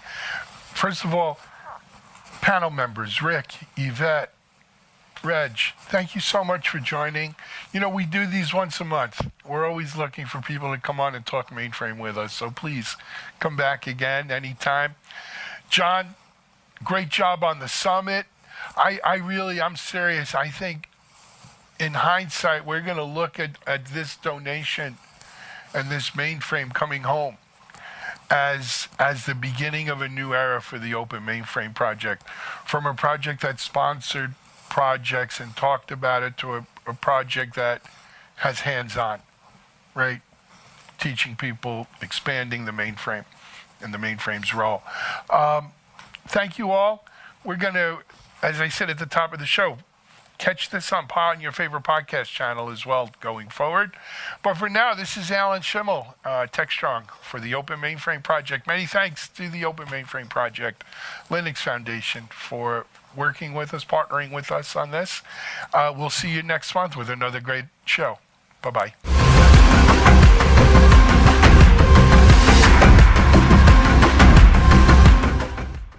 CISO Talk, to hear how real-world CISOs are dealing with today's real-world issues. From enabling secure remote workers to accelerating secure cloud adoption, defending against a pandemic of security attacks and beyond. CISO Talk covers the cyber topics you want to learn about. With your hosts, Unisys CISO Matt Newfield and Media Ops CEO Alan Schimmel, featuring a revolving panel of CISO cyber experts. This is where CISOs talk. Join us on digitalanarchist.com and techstrong.tv. This is Techstrong TV. Hey guys, welcome back. We're at the Open Source Summit in Dublin. This is the Europe edition. We're talking to Cara D'Elia, who's a principal community manager at Red Hat for the whole community. This is a big job. And we're going to talk about what's going on with the community, what's top of mind. Cara, welcome to the show. Thank you so much, Mike. We're here in Europe. You cannot walk down the street without somebody talking about sustainability on some form or another. How does sustainability actually impact software developers? What should they be thinking about? Frankly, they've been writing code for a very long time, and some of it's possibly more efficient than others. So what should they be thinking about here to kind of help out on this whole issue? Yeah, well, so in terms of sustainability, just to clarify, we are talking about climate sustainability because there are sustainability elements to projects and to community, so keeping a sustainable community. But in this term, it is around climate change. And one of the things that we're doing at Red Hat, so I focus on FSI and sustainability. One of the things that we're doing at Red Hat is looking at our carbon emissions, just as anybody is, around the Paris Climate, the UN Paris Climate Accord. Trying to get to our net zero goals. Green computing is certainly a major topic, and looking at what data centers are actually providing from a carbon footprint. And so from a developer standpoint, I think that what I try to do is to have people engaged from a social level, because this is around ESG. Predominantly right now, we are able to impact from a Red Hat standpoint the E portion of it, so what we're emitting into the world, but being able to look at our carbon footprint, and in the sustainable design of software, looking at where there are opportunities to compress loads, to automate. There was a great conversation yesterday with Martin Sweeney, I believe it was, from Citi, the good work he's doing with IBM with Linux One, so being able to break down their time from a time standpoint for resources, but ultimately for the actual physical resources of being able to emit less into the world. Do you think we'll ever get to the point where I might get a message as I'm building my application and the architecture that I used, and someone will send me an alert saying, this thing is probably a little more heavy than it needs to be in terms of how much processing power and how much electricity it's consuming, and I should rethink it a little bit, or here's some suggestions to make it more energy efficient. Is that where we're hoping to get to? I do think we're hoping to get to that. I think it will start with suggestions, and then it just won't let you develop. I think there will be a cutoff point where this is not going to happen. Does not compute. Yeah. There may be some folks who still don't buy into the whole notion, so they might bristle a little bit about that, but we'll see how that goes along. Do you think that the regulations in this space are going to get tougher and tougher as we go along, though, and that seems to be the driving force one way or another? Plus, it seems like large enterprises are saying, we want to know what your power consumption ratio looks like. Absolutely. So regulations this is just the tip of the iceberg. They're predominantly around scope 1 and 2 emissions. Scope 3 is the fuzzy space. So that is where a lot of the reporting opportunities are going to be in the future. And a lot of the regulation is going to be, and that is where the beauty of open source comes into play, because the principles of open source, being collaborative, being innovative. So this is not a competition space, this is a cooperative space. And so actually some of the work that I've been doing through OS Climate has provided that. It's around sustainable finance. There are other organizations that outside of financial services that are a part of this, but they're realizing that they are able to work in a cooperative space because this is going to impact their customers, but in a positive way. And they all need to be impacting their customers in a positive way. And through the community, actually, Red Hat built the Data Commons platform, because data is a huge consumer of power, and also it is going to be what is changing, or help to change and to also meet and exceed the regulatory requirements around ESG reporting. So this Data Commons platform is industry agnostic. At this point, it is being used for financial services, but it can be used across the board. And it's can be for proprietary data, where you use a data vault, or it could be completely open source, where you're just getting public data in, or you have your public data sets from the organizations. I do mention the proprietary piece because there's going to be modeling that's associated with this, especially around transition risk, physical risk. And so when you're using those proprietary natural language processing models, that's a place where, that is a secret sauce. And so easily could be, that takes it out of the cooperative necessarily. So bring it into that data vault to be able to, still meet those requirements, but also be able to own the risk yourself. Do you think that there's a lot of focus on the issue, but it seems to be mostly on the server side of the equation, and maybe there's a lot more focus on the storage side of this equation that needs to be thought through, because that's where the data resides, and maybe that's where there's more opportunity. So is that kind of a fair assessment? Absolutely fair assessment. Quantum computing, I mean, if you think about the server farms and storage farms, there are many areas of opportunity for being able to decrease the carbon footprint. So 100% fair assessment. And I do see that's the next phase. All right. There's a lot of server people out there right now going, I knew it was those storage guys. It's always them. Yeah. What else is going on in the community? What's top of mind for you guys? I'll bring up this issue. There's been a lot of angst, shall we say, about people using open source software but not contributing enough back to the community. There's a lot of ways to contribute to the community. So how can somebody engage other than writing code? What else can they do? That's a great question, especially in the sustainability area, and for across, it can be any kind of topic, but sustainability is going to be important to be able to have your program managers, your education, internal education to your company, to be involved in your projects. Really, code has gotten us to where we are, but it is going to be people being able to amplify the value of that code moving forward. So that's your marketers, that's I think every project needs better documentation, or can be enhanced. And so technical writers, or writing contributions coming back into the project. And we hear a lot about imposter syndrome. And that's really unfortunate in open source, because truly it is, going back to those principles, innovative and collaborative. And so it needs to be more than just a true technical resource. I mean, that is the core of open source, but it is that kind of halo or community, shall we say, the community around the developers helping to amplify the good work that they're doing. It almost seems like a company needs to figure out some set of processes to participate, and that would involve, I think, maybe getting a couple of lawyers involved to say, this is how we're going to engage, this is how we're going to work with folks, because your individual developers will happily ship code anywhere. Sure. They're like, you want to use my code? Great, copy, fabulous.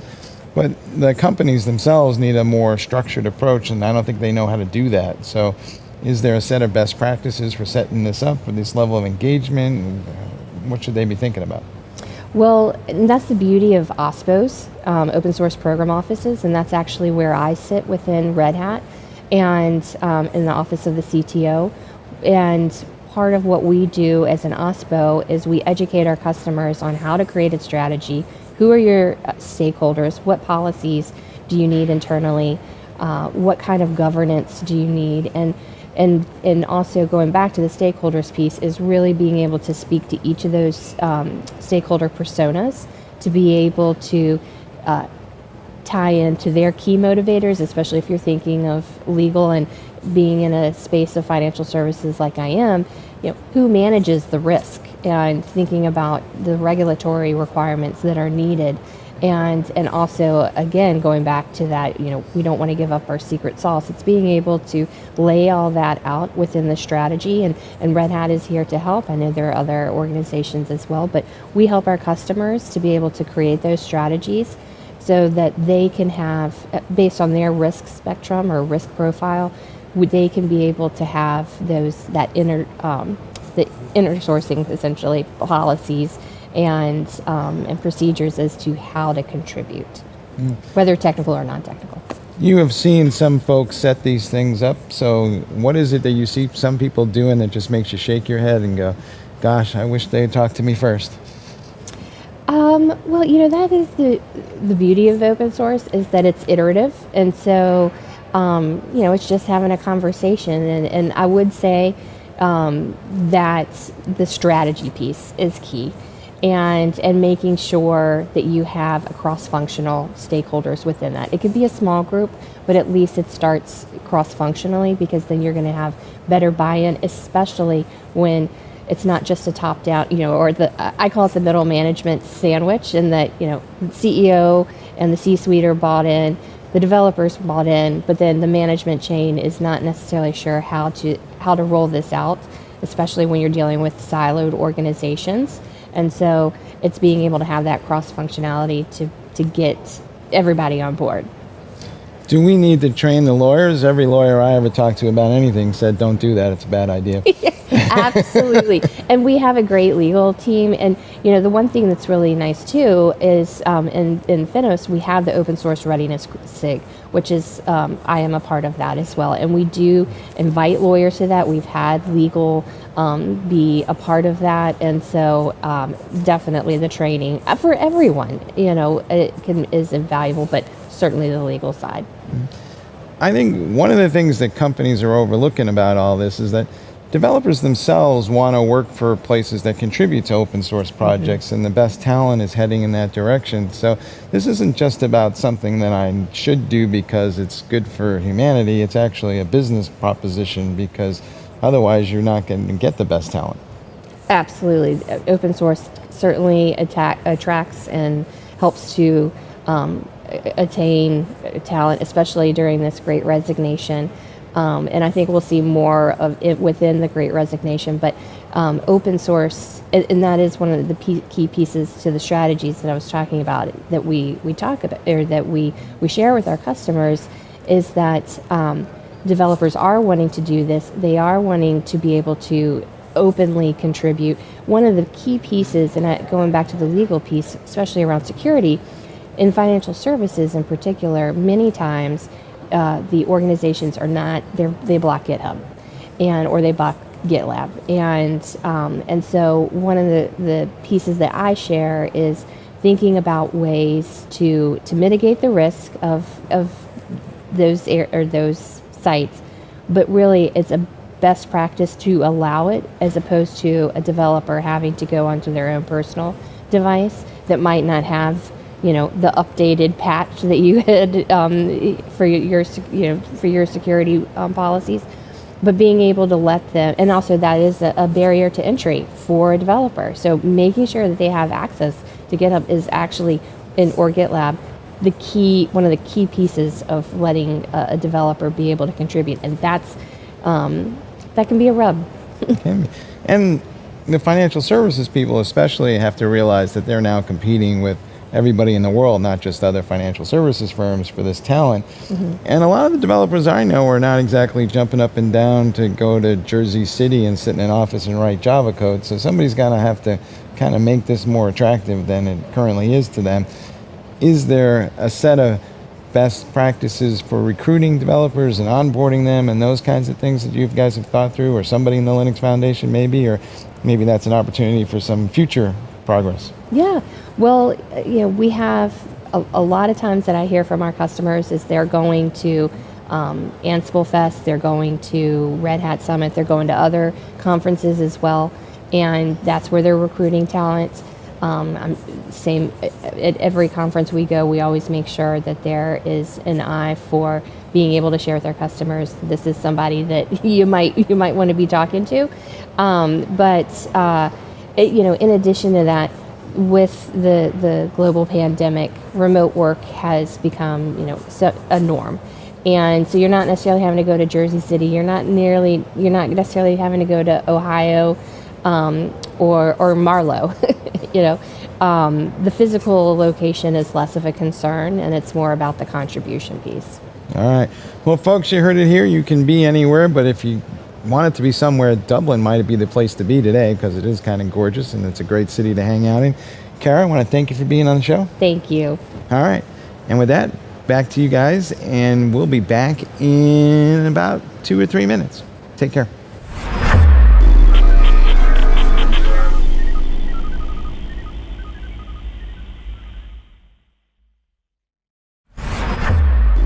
This is Techstrong TV. Hey guys, thanks for the throw. We're here with Liam Randall, who's CEO for Cosmonic, and we're talking about the rise of WASM and why we're going to need a PaaS. For those of you that don't know what either one of those are, one is WebAssembly, the other one is Platform as a Service, and it's all coming together. Liam, welcome to the show. Thank you so much for having me on today, Mike. Always a pleasure to have an opportunity to speak with you and connect with your listeners and audience at home. All right. So walk us through what's going on here. It feels like there's a new software artifact in the world and starting to gain some traction. And it also feels like we don't know what to do with it just yet. So maybe that's where the PaaS comes in.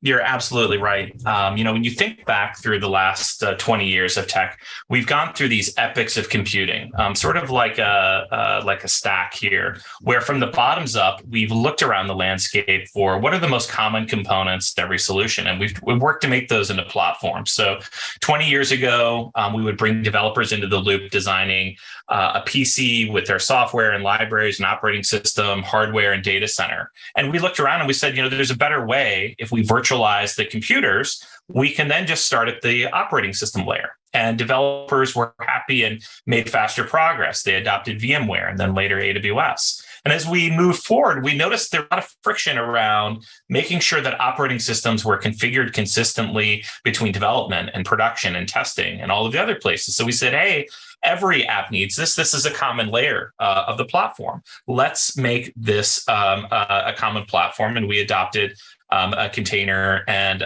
container formats. We did the same thing with cloud APIs. Rather than orchestrate directly on Azure and AWS and GCP, we said, hey, let's make this a common platform with Kubernetes. And one of the challenges that we've had with the successive layers of instrumentation is that they sort of bring legacy artifacts into today's modern cloud native world. And there have been a lot of vendor-sponsored attempts to create a universal and portable runtime. Think about Java originally, or Silverlight, or Flash, but WebAssembly is an open and common standard that's created by all of the most important players in technology. It's already supported today on your browsers, and there's a huge opportunity to leverage this on the server side as well. And that's where the opportunity and the need comes for a new WebAssembly platform as a service. Where are we on this journey? Can people build WebAssembly apps and have them run today, or is it still in the early stages? Exactly. It's not It's not only on the way, it's already here. And what we've seen is some incredible companies that were essentially born with WebAssembly. I would cite Figma as a great example of that.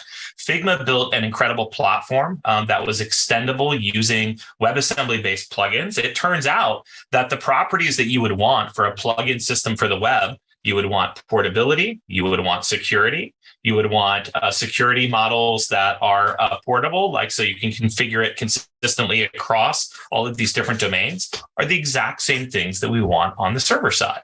And there are existing platforms such as Cloudflare, such as Fastly, that are essentially WebAssembly platforms as a service now that organizations have been building on for years.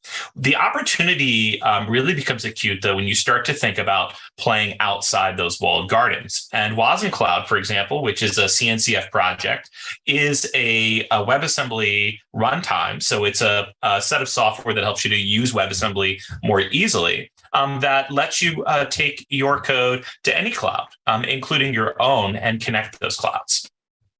So where do you guys come into this equation? I know you've been working on Wasm Cloud, but what exactly are you guys going to offer folks, and what can I guess, buy, and what will you support? Absolutely. So Wasm Cloud is already one of the easiest way to get up and running on WebAssembly quickly today. We leverage a couple of emerging standards in the WebAssembly community to make composable components. So think of them as like a set of Legos. So Wasm Cloud lets a developer bring their business logic and then flexibly attach things like SQL servers, key value stores, distributed tracing, logging, all without pulling all of those complex requirements into their source code.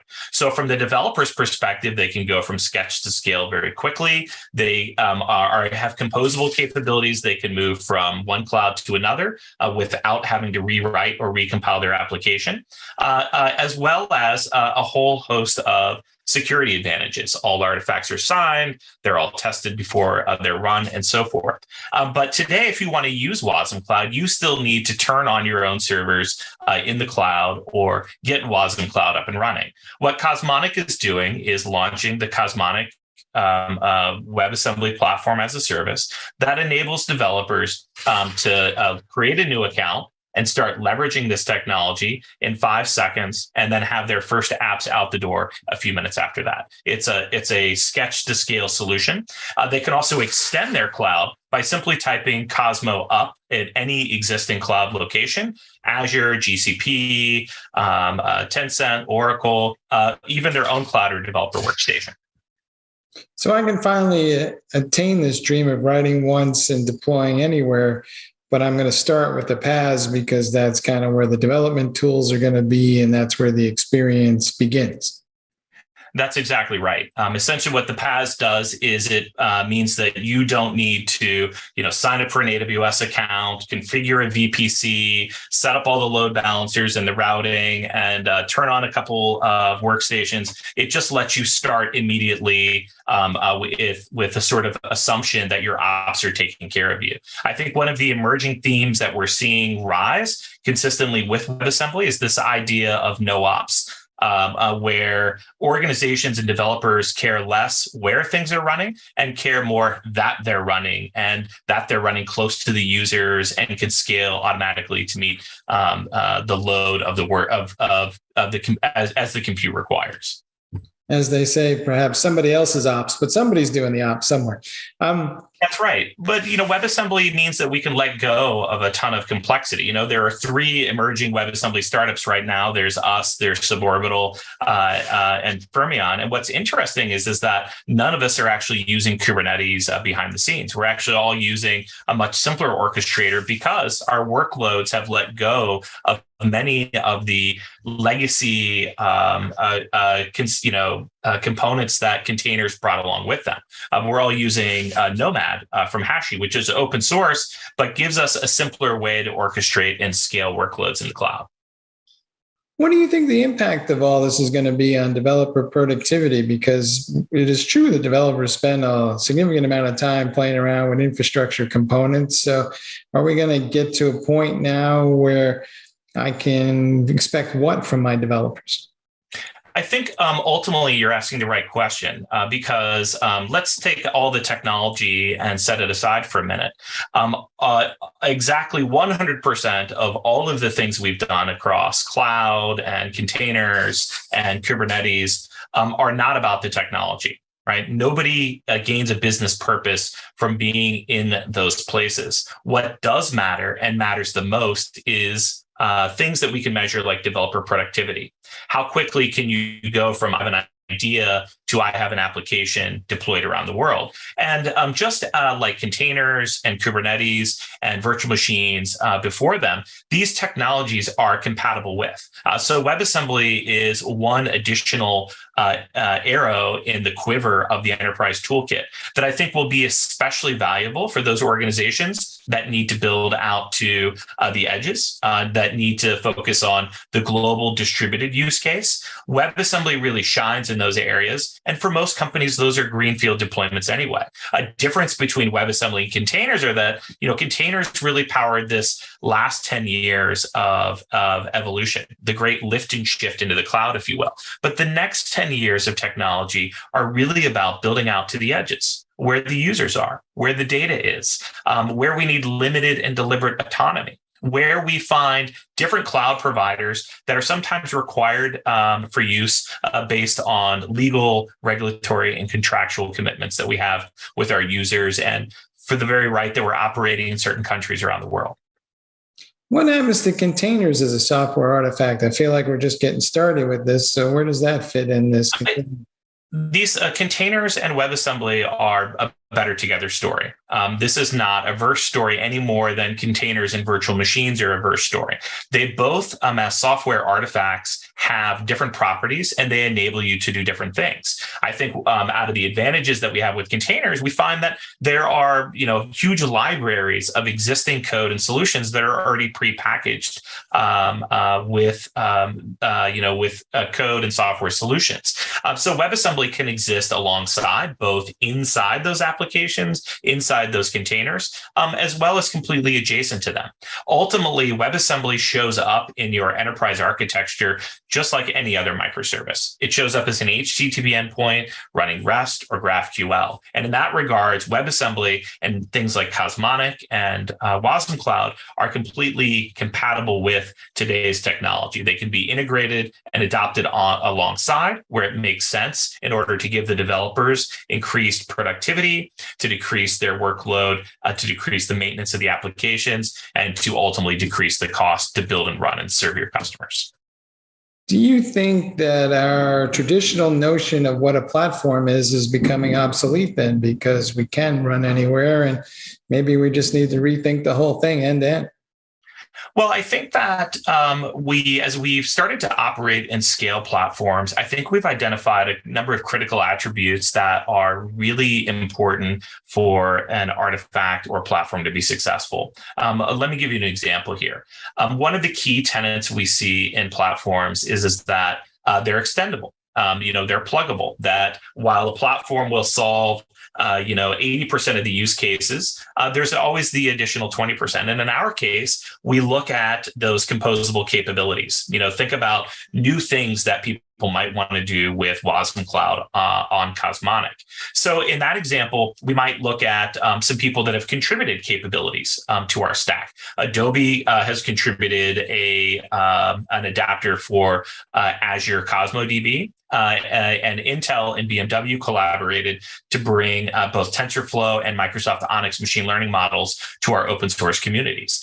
Just like many great software platforms that came before, these things were extendable by the user. So as they bring those clouds and platforms to themselves, they have the ability to customize them and integrate them with their specialized needs. But I would also take a step back and say that we have learned through productization, we've really learned a lot about the modern go-to-market, which is typically bottoms up. It's typically self-service to start. A great technologist shared with me once that he thought that all product teams should really strive for a 5x5 mentality. And what he meant by that was that a user should be able to be up and running productively with a new account in 5 seconds or less. And the mean time to dopamine or when can they solve their first problem should happen in the first 5 minutes. And that we've really tried to optimize for that experience with Cosmonic and with Wasm Cloud. Anybody with a GitHub ID, single click,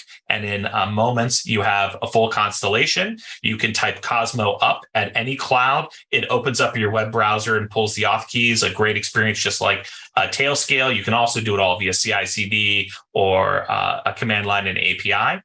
And then you deployed your first actor a few minutes after that. So we really want people to let go of all of the unnecessary things that they do today to innovate. So what's next for Wasm? Where are we going to be this time next year? That's great. Well, the first thing I would suggest is that if you haven't had a chance to plan your attendance or to watch it online, on October 24th is the CNCF Cloud Native WebAssembly Day. And there we're starting with a keynote from the creator of WebAssembly, Luke, who's going to talk about some of the key problems that we're solving collectively as a team. WebAssembly, if we think of it as the tiniest little virtual machine that can sit between different CPUs, operating systems, and web browsers, is very pluggable by design. So one of the things that's exciting that will be happening through 2023 is the SIG registry work. So we're going to take the popular OCI format and extend it in order to allow you to request portions of an artifact. So think about the analogy that's made through the Bindle project is setting a table. Whereas in today's world, when you request a container, you pull down the whole image. In tomorrow's world, you might want to be able just to select a set of fork, knife, and a spoon as you need it to set the table, rather than pulling the whole drawer down. That's going to let us create capabilities and solutions that are more portable. I think we're also going to see significant interoperability between all of the WebAssembly runtimes, whether it's one of the large edge providers today or one of us emerging startups.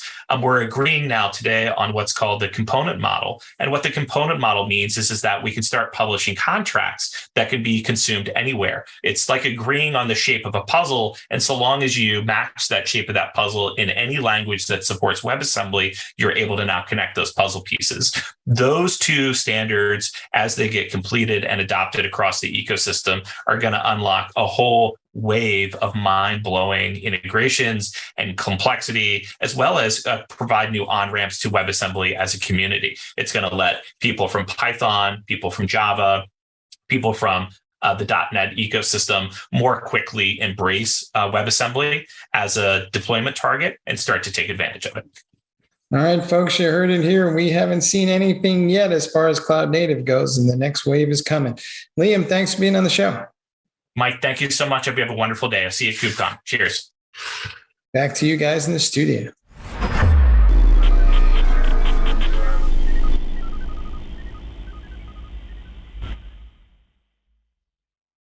Looking for a live conference focused on the tools, technologies, and practices most important to your business?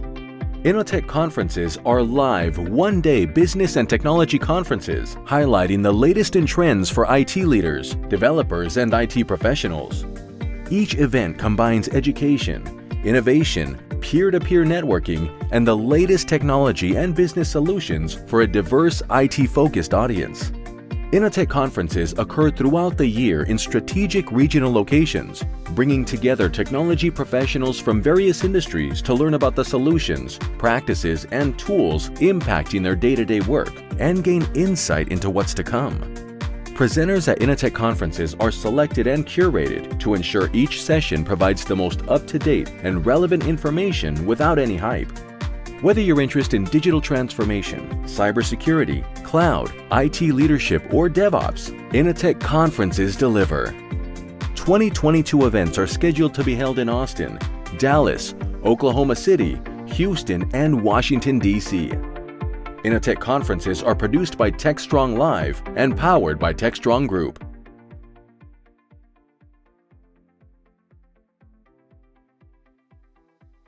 Hey everyone, happy Monday. Cody J. Brown here with some upcoming programs happening this week at Techstrong Learning. So tomorrow, Tuesday, October 25th at 11 a.m. Eastern, join us on DevOps.com for top tactics to address cloud security and cost concerns. Palo Alto Networks and Techstrong Research will review a recently conducted survey on challenges in the cloud and share some tips on how to manage your cloud costs without sacrificing security. The following day on Security Boulevard, Wednesday, October 26th at 11 a.m. Eastern, SUSE takes us through Zero Effort, Zero Trust for blocking 0 days in Kubernetes. Our speaker will discuss modern versus traditional security controls and follow up with a demo on how Zero Trust can prevent exploits like Log4j and Spring4 Shell.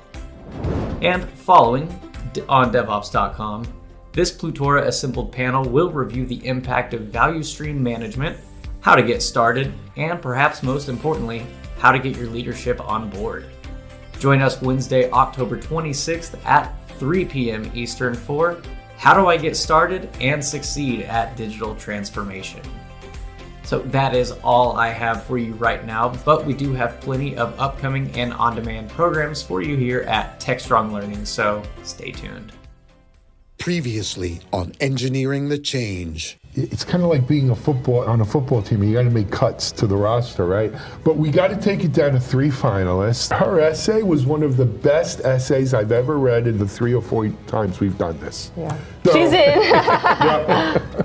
But there was, to me, Carly epitomizes why we do this. I give extra bonus points to people who can write well and can express themselves, and Donald did express himself. All right, so let's go through this then. Stephanie Sanchez, Donald Bazil, and Carly Duvel are our 3 finalists for this cohort's Engineering the Change Scholarship.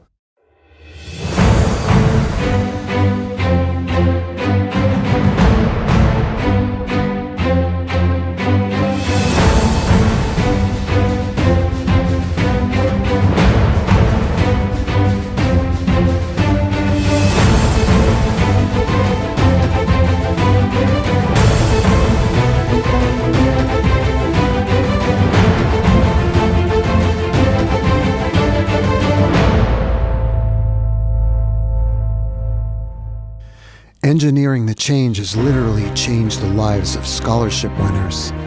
Here are our past recipients.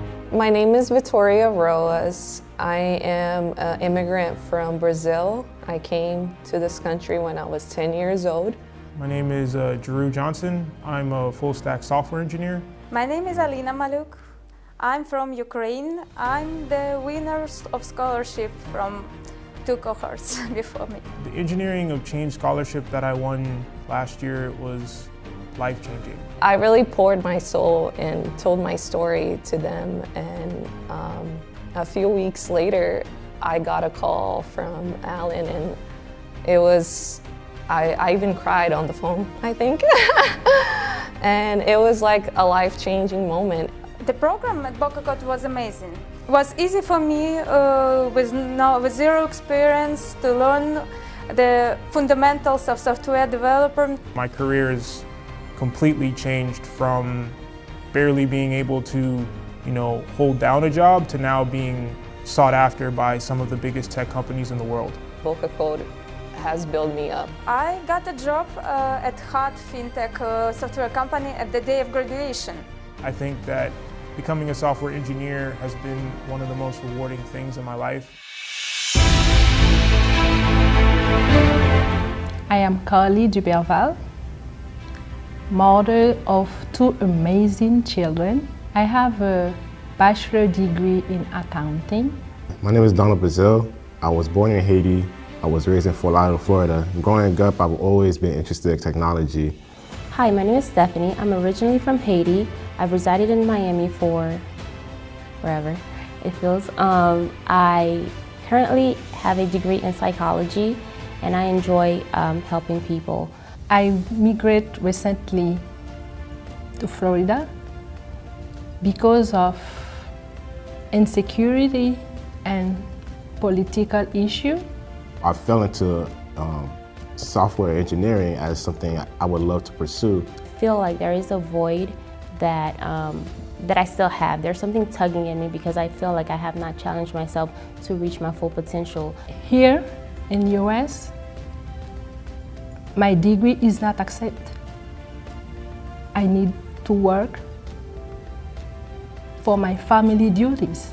Winning this scholarship is a great opportunity for me to finally, pursue that career in software engineering. And, I would love to, give back to those who were in my position where they were completely lost and didn't really have any guidance. My goal is to be a vessel to other people, other underrepresented communities. Without money and resources, I can't afford to go to Boca College. And being a finalist is an amazing opportunity. I would never have thought I would have been even considered. This field, I will be good at it. And I have an opportunity to make an impact on my community and the world. If I won this scholarship, I will share my knowledge with other Black women, immigrants who share my faith. I would love to, have the opportunity at the end of the day to showcase those who believe in me, and then, help others who also, would be in the same position that I am. Because I know my contribution will make a lifelong impact on the world. Thanks so much for joining us here for this interview today. And you know what? Making it to the finals for this is an accomplishment in and of itself. And I think it really talks about the kind of person you are. And, reading your essay, I was very, very impressed. Where do you see yourself in 5 years?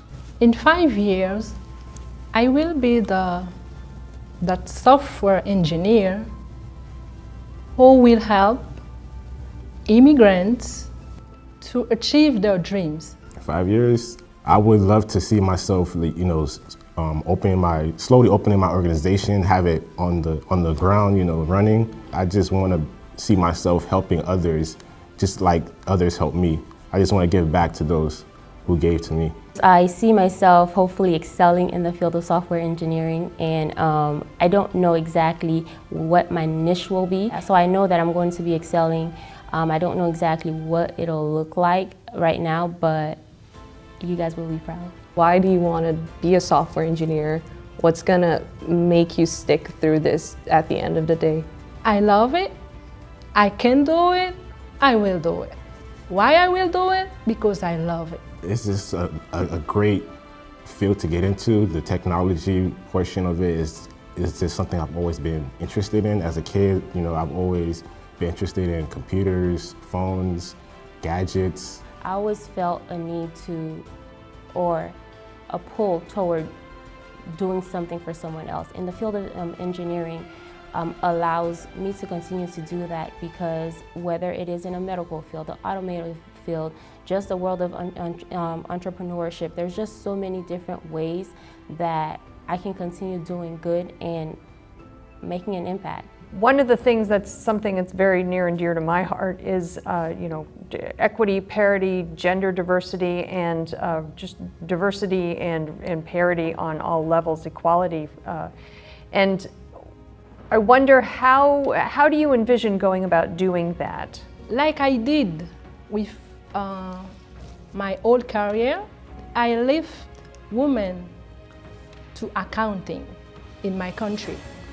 I motivate them, I assist them, and help them to achieve, like I said, to achieve their dream, to be excellent in this field.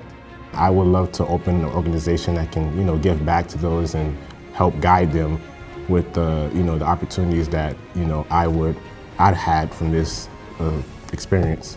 What drives you to do software engineering and not go back to something that you've already known and you've obviously been very successful at? I would say now everything is technology.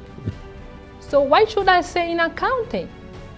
if the world is moving and everything now is tech. I have two brothers.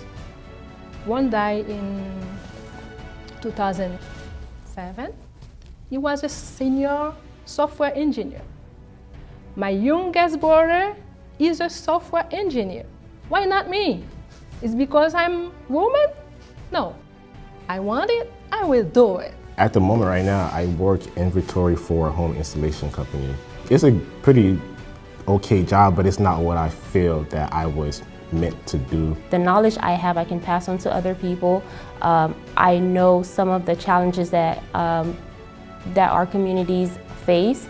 So with my knowledge and my mentorship, whether it's mentoring one person or just a group of people, exposing them to this field and to just other fields that exist where there's more to life than just what is in front of us. And I believe that I can be a bridge in that gap. How do you feel like the scholarship is gonna do to you? Like, why is it important for you to win this? I will share my knowledge with people, with women or immigrants, and use my knowledge to help them.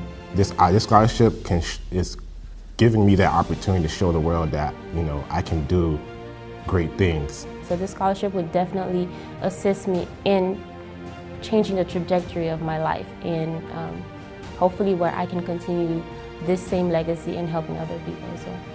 You know, your essay was amazing. Your answers here today were amazing.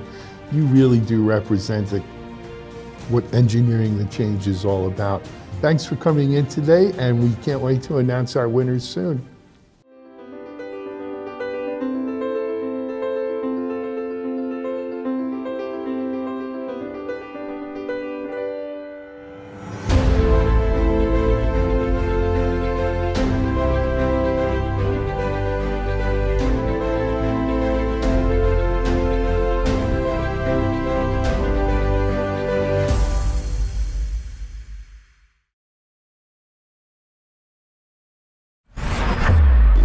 This is Techstrong TV.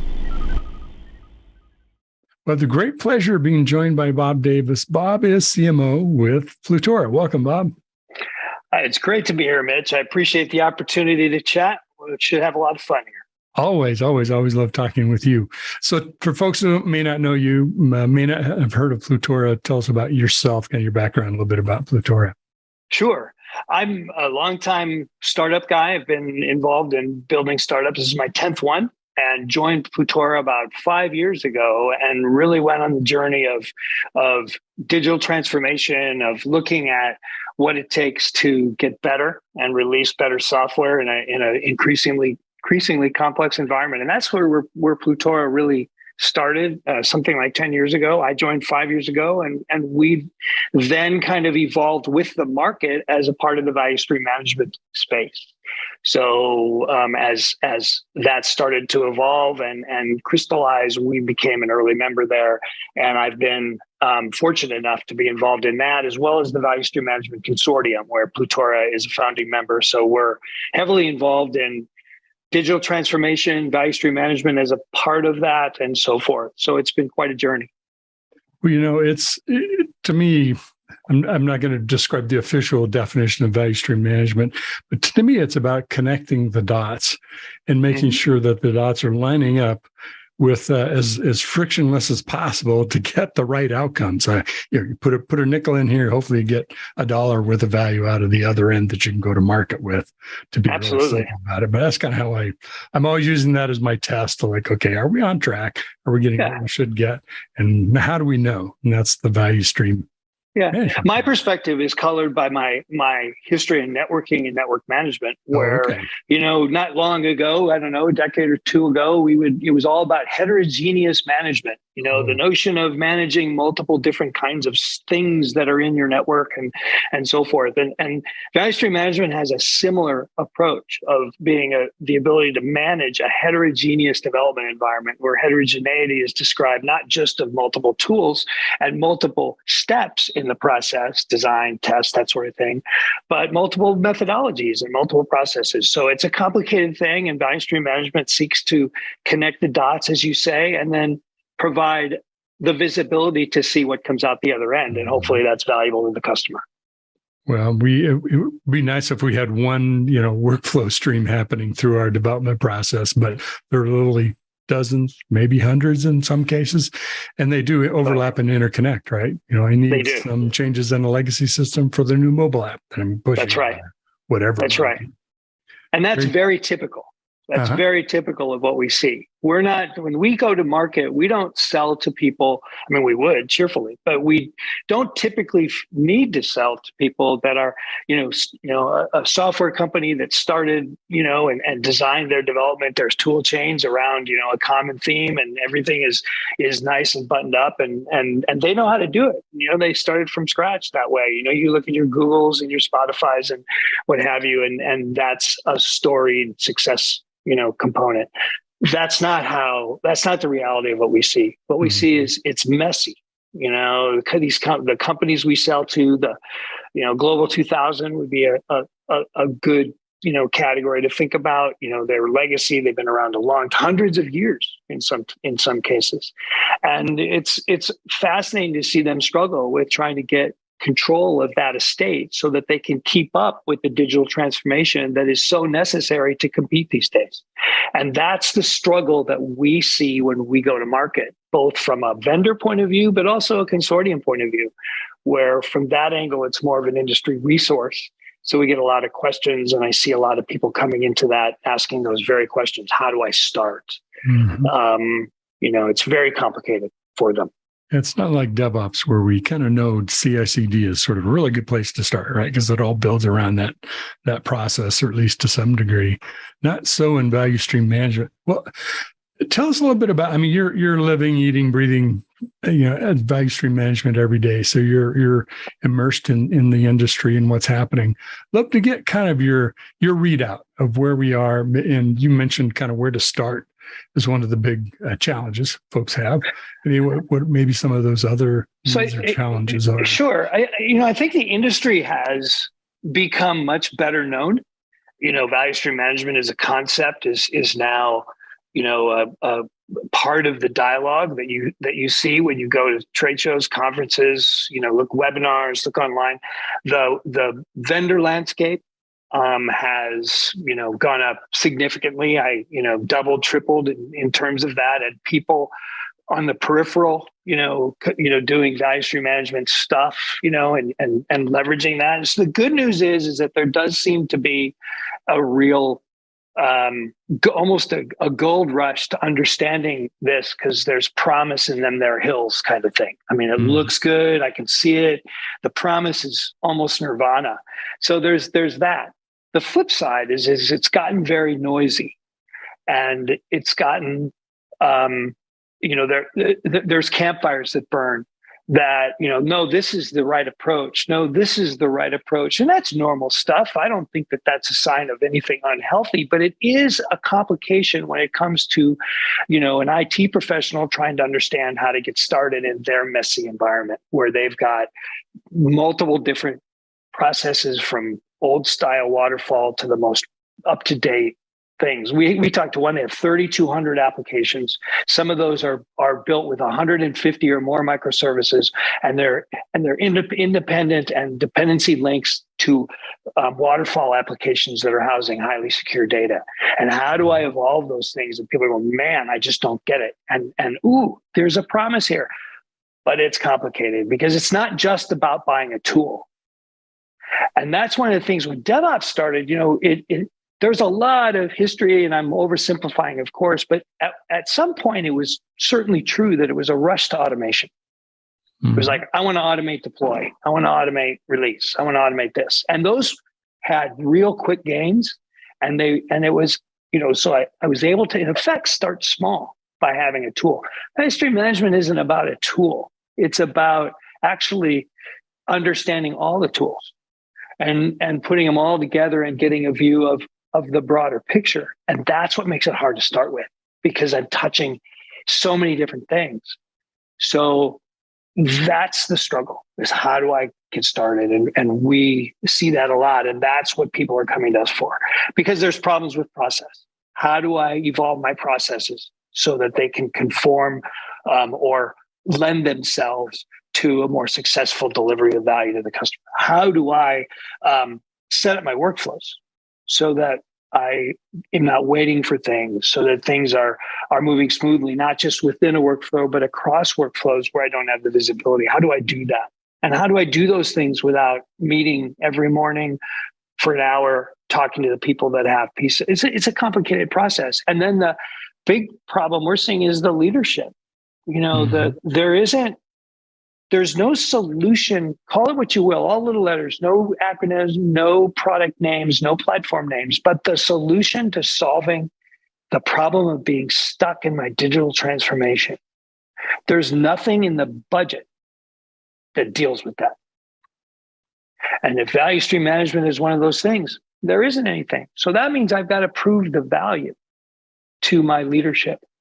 And right now, that's a problem. Leadership over multiple silos. So I've got to be high enough to where I get budget control. And I've got cultural differences. The ops guys might be very into, a particular vendor like ServiceNow. And the agile guys might equally be into a particular vendor like Digital AI with Agility or Jira. And both of those companies have views on how this should be done. What do I do? How do I manage that? That's complicated. And that's what we're seeing. And people are going, okay, I got it. I understand the value long term, but now I've got to justify it. And now I've got to implement it. And it's a cultural, financial, budget, process nightmare. That's what people are seeing. So it's slow. So we saw in the Value Stream Management Consortium research that last year, only about 5% of the companies surveyed had actually done anything with value stream management at all. It's up to about 20%, but a lot of that's pilots and small teams. So it's still in its early stages. Early stage, yeah. Yeah. And some of these problems are why. Yeah, having lived in some large corporate environments, not all my career, but some of my career, it isn't either or, it's all of the above, right? We have all those tools and more. We use all of them at the same time. We acquired 3 companies and they use 3 other things, right? So a lot of times it's just knowing what you have, and that knowing what you have has always been a moving target. Now it's a running target, right? Yep.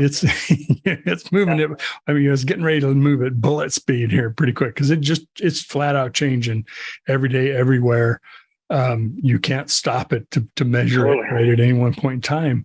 I'm wondering, as you maybe there's something in the data too that might be about, I'm unsticking my digital transformation. In the quality world, you don't run off and solve every bottleneck, right? There's methods of figuring out which bottleneck to solve, right? Mm-hmm. And usually you focus on the biggest bottleneck, but it may not be the right one because that might make a difference whether you're going to ship a quality product. I imagine there's somewhat of a process like that to help people figure out. So I got 6 problems on my digital transformation. Right. Which one do I go work first, and how can I use value stream management to do that? Right. That's absolutely that's the entree to the discussion of what do I do first? And I think that the conventional wisdom, I think the best practice on that is this concept of value stream mapping. And it's which is predicated on the fact that you've identified and understand your value stream. So really it boils down to, the beginning of this is can you identify your value streams? Just even one, just like a value stream. And a value stream is is the delivery of a product or service and everything that associated with that, from the development to the testing to the SREs and the production side. I mean, everything that's involved. And a value stream mapping exercise is not a new thing. It's been around for really decades as we all know, on the manufacturing side. But it allows you to go through and look at how the idea flows through the software factory out to the customer, where things are getting touched. Oh, I didn't know we had to go to get the change, advisory board, approval. Oh, that's new. So now I'm waiting 2 weeks. Everything's done. I'm waiting 2 weeks. And, these kinds of things, understand all that. And once that's done, you get a sense of where the bottlenecks are. I'm sorry, go ahead. I didn't mean to cut you off. I was going to just say, once you see the bottlenecks, I've got to do 2 things. First of all, I want to pick the ones that'll matter. The big bottlenecks, a good place to start. but I also want to pick a bottleneck that I have control over.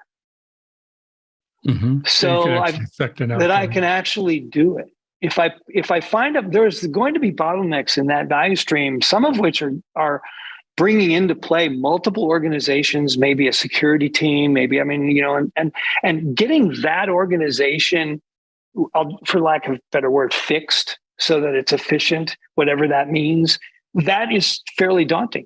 I mean, there's a lot of organizations, and if you're doing it with a shared service like security, the implications on other teams using that service would be there. So you're biting off a pretty big project. But if you have a release management project within your purview where you can do things like simplify the allocation of testing resources so that I'm no longer waiting for those, that's a fairly pragmatic requirement that I might have complete control over. So I can start to adopt that. I can see that it's a part of a bottleneck that is material to the efficiency of my value stream. I have the ability from a organizational reach perspective, from a budgetary control perspective, to implement such a thing. I can do it against the backdrop of a strategic plan, which I understood when I saw the value stream. And I can start to provide valuable insight to my leadership on what is actually improving. And that will give me the kind of wind in my sails to attack broader problems because I've been able to show success. And that's really key, because value stream management is about value, but it's so often the promise of value stream management is the value to the customer. The acceptance and approval of value stream management in an organization is about the value to the organization. And those are not always in lockstep. And that if I can simplify that by making that all part of a domain I have, influence over, my life is more simple. I can show value and I can start to prove out the efficiencies to the organization while demonstrating the promise of the value to the customer. And if I can do that, I can get through the leadership challenges. And that's like a full 25% of the respondents we talked to said that's what's holding them back. And so it's like, that's a good thing.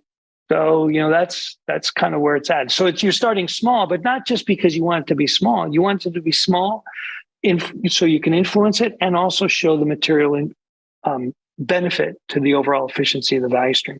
And one of the things when you're changing a culture, you're introducing a new way of thinking or a new way of doing something.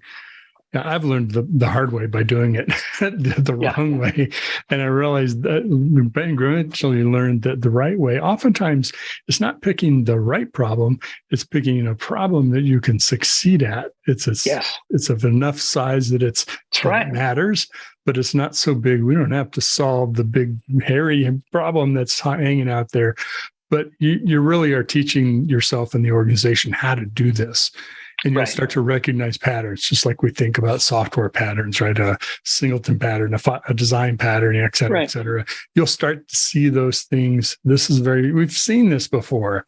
It maybe have its own tweaks and variations, but that you're building confidence in the team, they're building confidence in themselves really is what's important. That, okay, I am starting to get this. And as opposed to failing 3 times and giving up, right? That's never a great solution.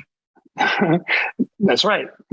Failing can be great, but you need to move forward. You need to get, you need to demonstrate that success. I think that's so critical.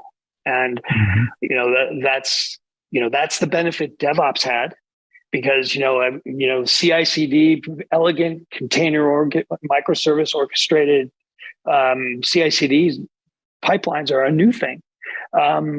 There was, what it used to be, let's just deploy automatically, and we'll get that done. And it's like, great. So we forget that we went through a lot of those steps with some simple wins on some important components of the CI/CD pipeline. And let's extend that out because now value stream management is actually reaching out beyond the development side. When I started in DevOps, the solution was if you're on Jenkins and you start using Git, you're DevOps. Okay, good. Right. Yeah. Things have evolved a lot from there. They have. They have. And, that's part of the thing is that people for the last, Well, for the last 12 years or so, they've been evolving on DevOps. And just prior to that, it was all the changes associated with Agile and the Agile approach. And so there's been a lot of change and a lot of tools and a lot of introduction of standards and platforms and specifications. A lot of that's happening. Now we have another one to try to, knit it all together. And we do see it. There's another thing, which is just fatigue. People, yet another change program. It's like, let's pump the brakes here. We need to figure it out. That's another reason why I've got to be able to show value. Because nobody's going to snub their nose at value, if I can show it. And being able to tie short-term efficiency gains, because everybody wants it cheaper. Every CIO in the world has a remit to drop their prices, their budget by 10% or so every year. So I got to have it efficient, but I've got to, get to the promise at the other end. If I can do both, and that's the promise here, then it's awesome. But it's hard. People don't believe it just off the surface. They want to see it. It's and that proving in the value, even case studies, as a marketing person, case studies used to be the bomb. Everybody look case study. Oh, great. Not so much anymore. It's encouraging, people like it, but your mileage may vary. I want to see what it looks like in my environment. So you got to be able to get to that value piece pretty quickly, or people get, you sit in a POC for 3 months. By the end of the 3 months, they forgot why they did it in the first place. I mean, it's like they've moved on. Things are, it needs to be happening. So you need that cadence. And value stream management, when you watch a real high level webinar, and it's such a big nut to crack, it's very daunting. And that's what I'm trying to see here is how do we make that big nut to crack approachable? Well, which made me think of, I'm glad you mentioned webinar. Plutora has a webinar. I think it's on October 26th. Yes. And you've asked me to join. I'm happy to do that. I'm looking forward to to join you at that webinar. And I think what you've honed in on around this, how do I get started? Where do I get started?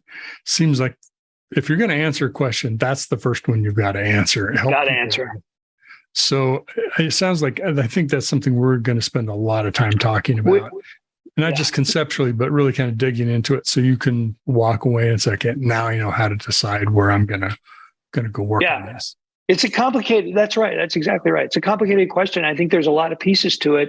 And if we get it, get some interactive questions, so it can be about culture. It can be about leadership. It can be about tools and technology. It can be about process evolution. It can be about so many different things.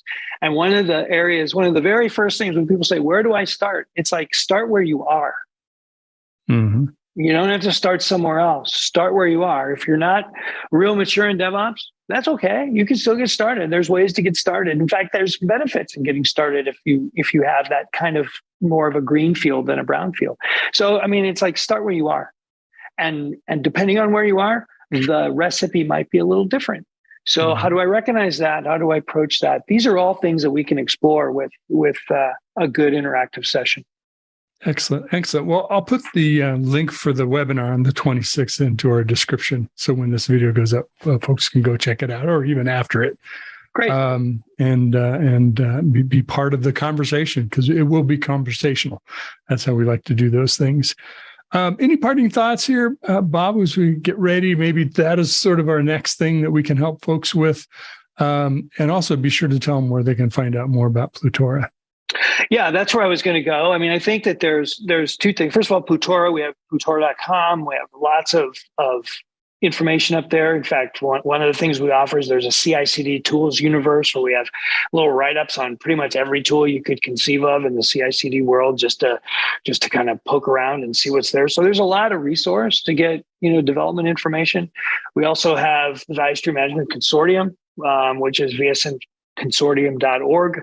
And up there, you have a lot of information on how to get started. There's research. There's a lot of what is value stream management anyway kind of material. So there's lots of stuff. And I don't know if anybody is happening to be at the DevOps Enterprise Summit in Vegas in a couple of weeks. There will be a day conference ahead of that, as well as during the show with the Value Stream Management Consortium called Flowtopia, which is a little gathering of some of the influencers in the in the value stream management world, consultants, vendors, what have you. So there's a lot of places to poke around. With this kind of information, we hope to give you more of a guide on how to maneuver through that wealth of information. So there you A lot go. of valuable resources of both of those. So, well, fantastic. Bob Davis, CMO with Plutora. Great talking with you, and look forward to doing it again. Great talking to you, Mitch. We'll talk to you soon. See you. You bet. Bye-bye.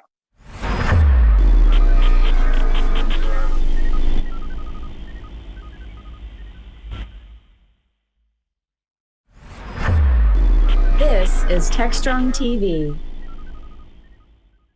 Hey guys, thanks for the throw. We're here with Greg Muscarella, who's General Manager for Container Management at SUSE, and they have a new study that they put together on what's going on with the adoption of cloud-native applications. Greg, welcome to the show. Great to be here. Thanks, Mike.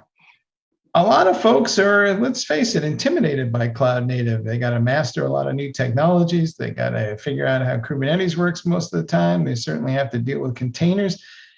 Yet it seems like the benefits are outweighing the challenges. And what did you guys find in your study? Well, a lot of things. I mean, you sort of hit the nail on the head. There's a few things that are around adoption, right? So whether you want to call it software eats the world or digital transformation, people have different labels they put on, but that continues strong. Like every company is becoming a software company, and that hasn't changed, based on anything. And cloud native technology, so containers and Kubernetes, continues to be one of the leading ways that that companies actually look to increase their pace of software deployment and software development.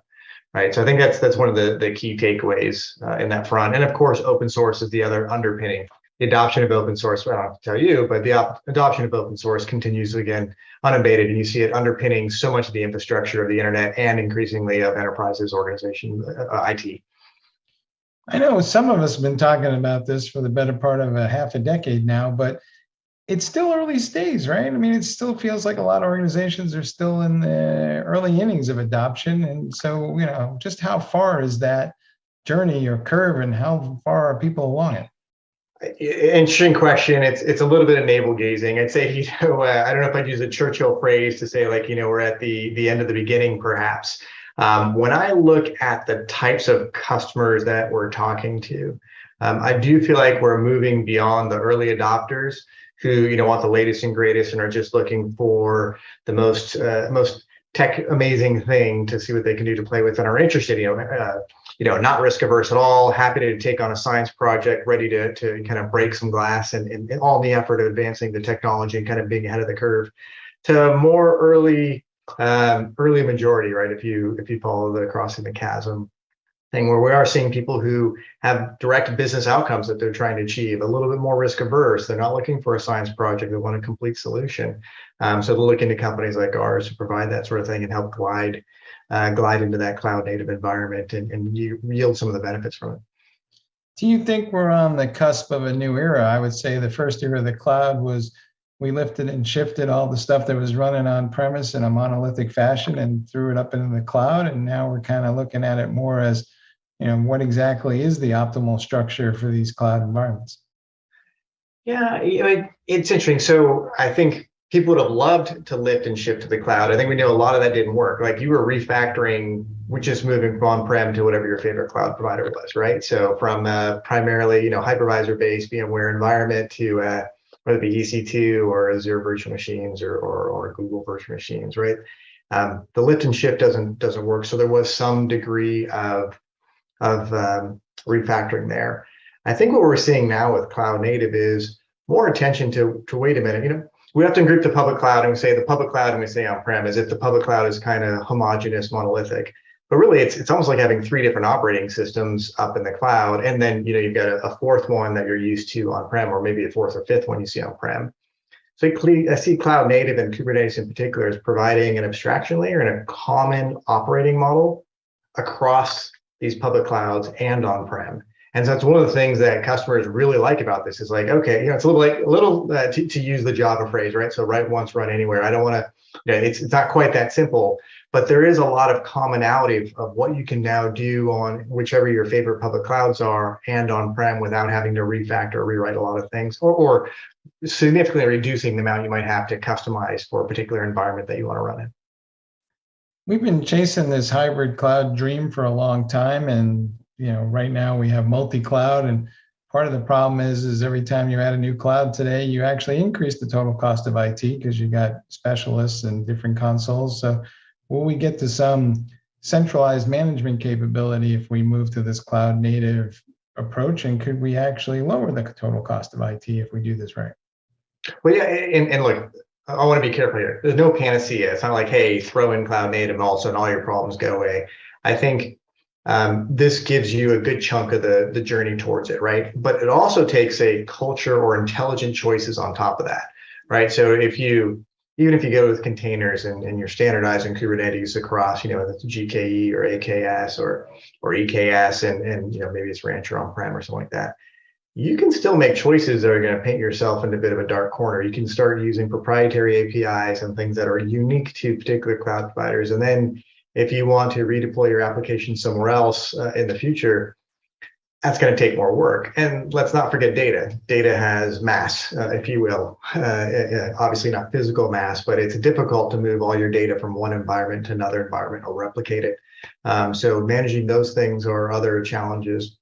It's interesting. I sort of talk to customers quite a bit about Kubernetes, and it's interesting. Sometimes they forget that all the same challenges that exist in distributed computing continue to exist, right? So, I get questions about disaster recoveries. If we just magically solve disaster recovery, and like if one cloud provider goes down, my data and applications will automatically be synced and ready to go in another cloud. Like, no, that takes a lot of work, right? DR is still a difficult thing to solve. And again, there's a lot of tools that a cloud native or Kubernetes brings to it, but it's not a panacea. So I guess I really want to get that out there, is that there's a lot of goodness that comes from cloud native, but it still takes, smart architecture, smart implementation, and a culture to really give all the value that you want from it. Do you think most of these applications are greenfield? Because, back when I was much younger, they told me nothing good can happen when you move data. So maybe we just start with something fresh.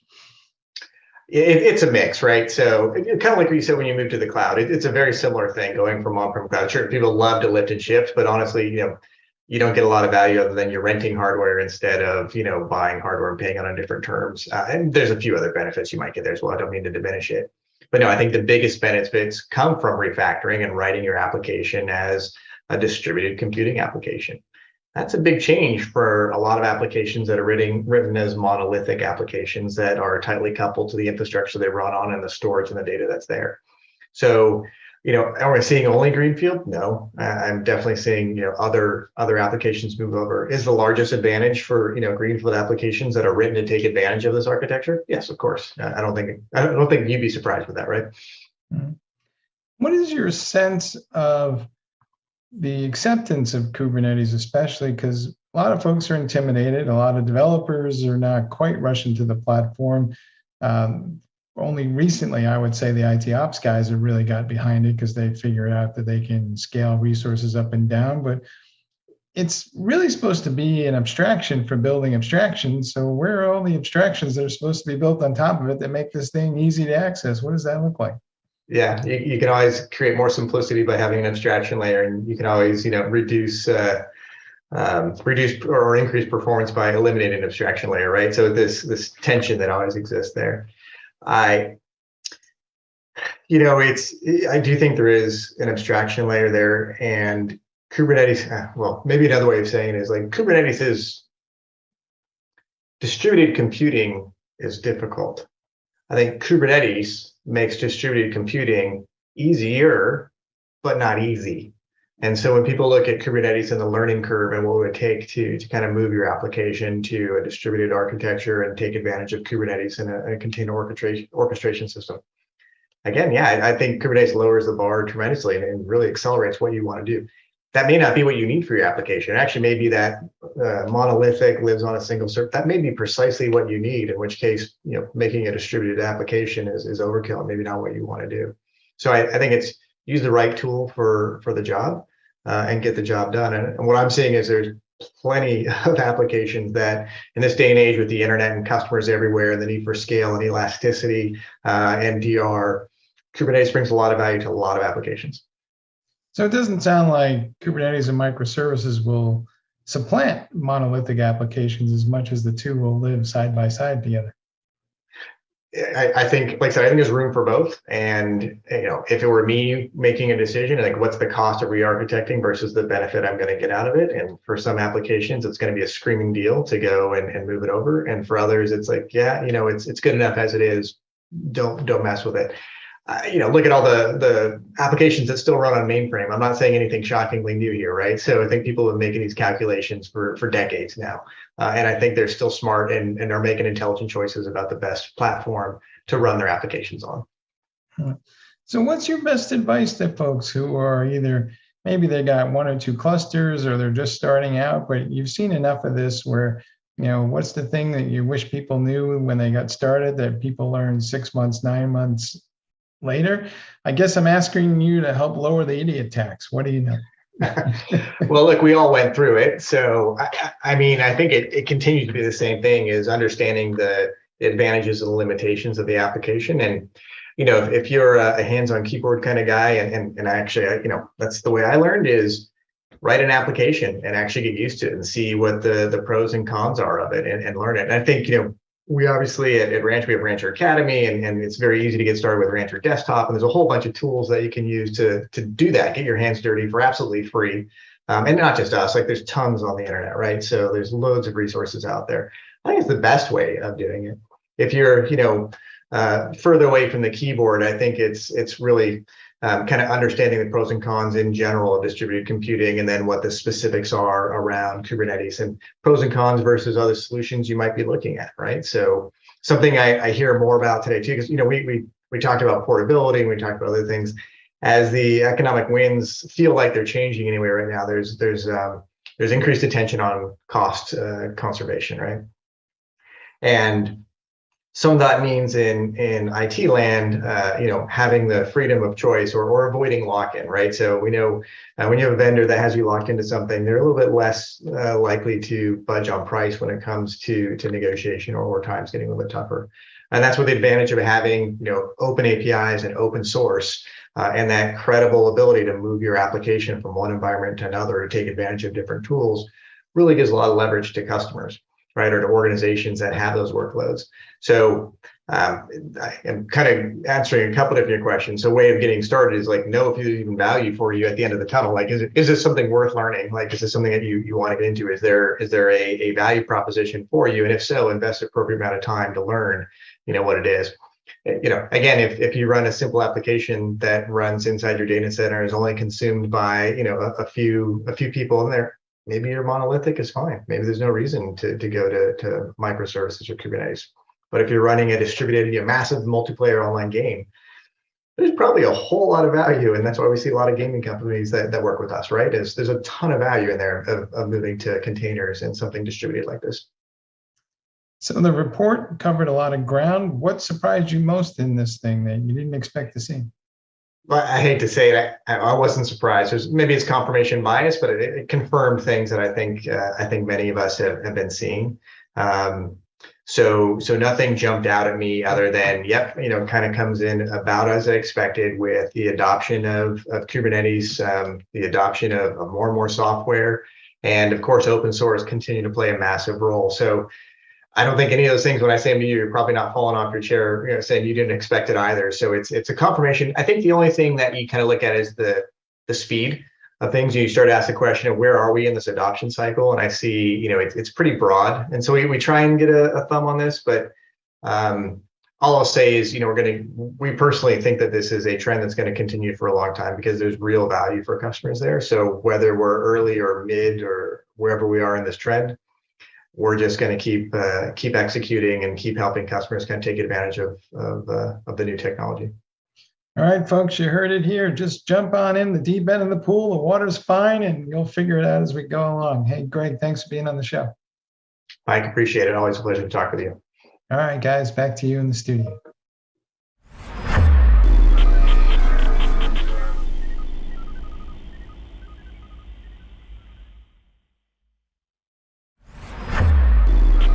This is Techstrong TV. Hey guys, thanks for the throw. We're here with Ron Fabella, who's CTO for SynSaber, and we're talking about cybersecurity and what's going on with the Ukraine situation. What have we seen so far? What have we learned? Ron, welcome to the show. Thanks, Mike. I appreciate you having me on the show. With the Ukraine war, there was a lot of focus, especially early on in the year, from a cybersecurity stance around industrial control and our critical infrastructure. CISA, who's a government entity, put out, and it continues to put out, a lot of messaging around this. So just thank you for the opportunity to kind of speak about the context of all this. So are we actually seeing an increased level of attacks? Are they sophisticated, or are people just talking about it, but we're not quite seeing that level of volume? What exactly is going on? It's tough to say because there's a lot of nuance between attacks against actual critical infrastructure versus attacks that happen to hit critical infrastructure organizations. So just today, there was a pro-Russian hacktivist group that is denial servicing a whole bunch of airport websites. But that is not necessarily an attack on our critical infrastructure. They're just DDoSing some websites. And I think what we've seen from the beginning of the year was this idea that if there were any time where there would be an uptick in attacks against U.S. critical infrastructure, it would be in conjunction with a real ground war. And what we've seen, thankfully, in the past 6-9 months is there's been no public change. There's no uptick in, we haven't had a Colonial Pipeline-like disaster. And so while the messaging and the forethought into awareness around the subject, we haven't really seen anything different than last year or 10 years ago.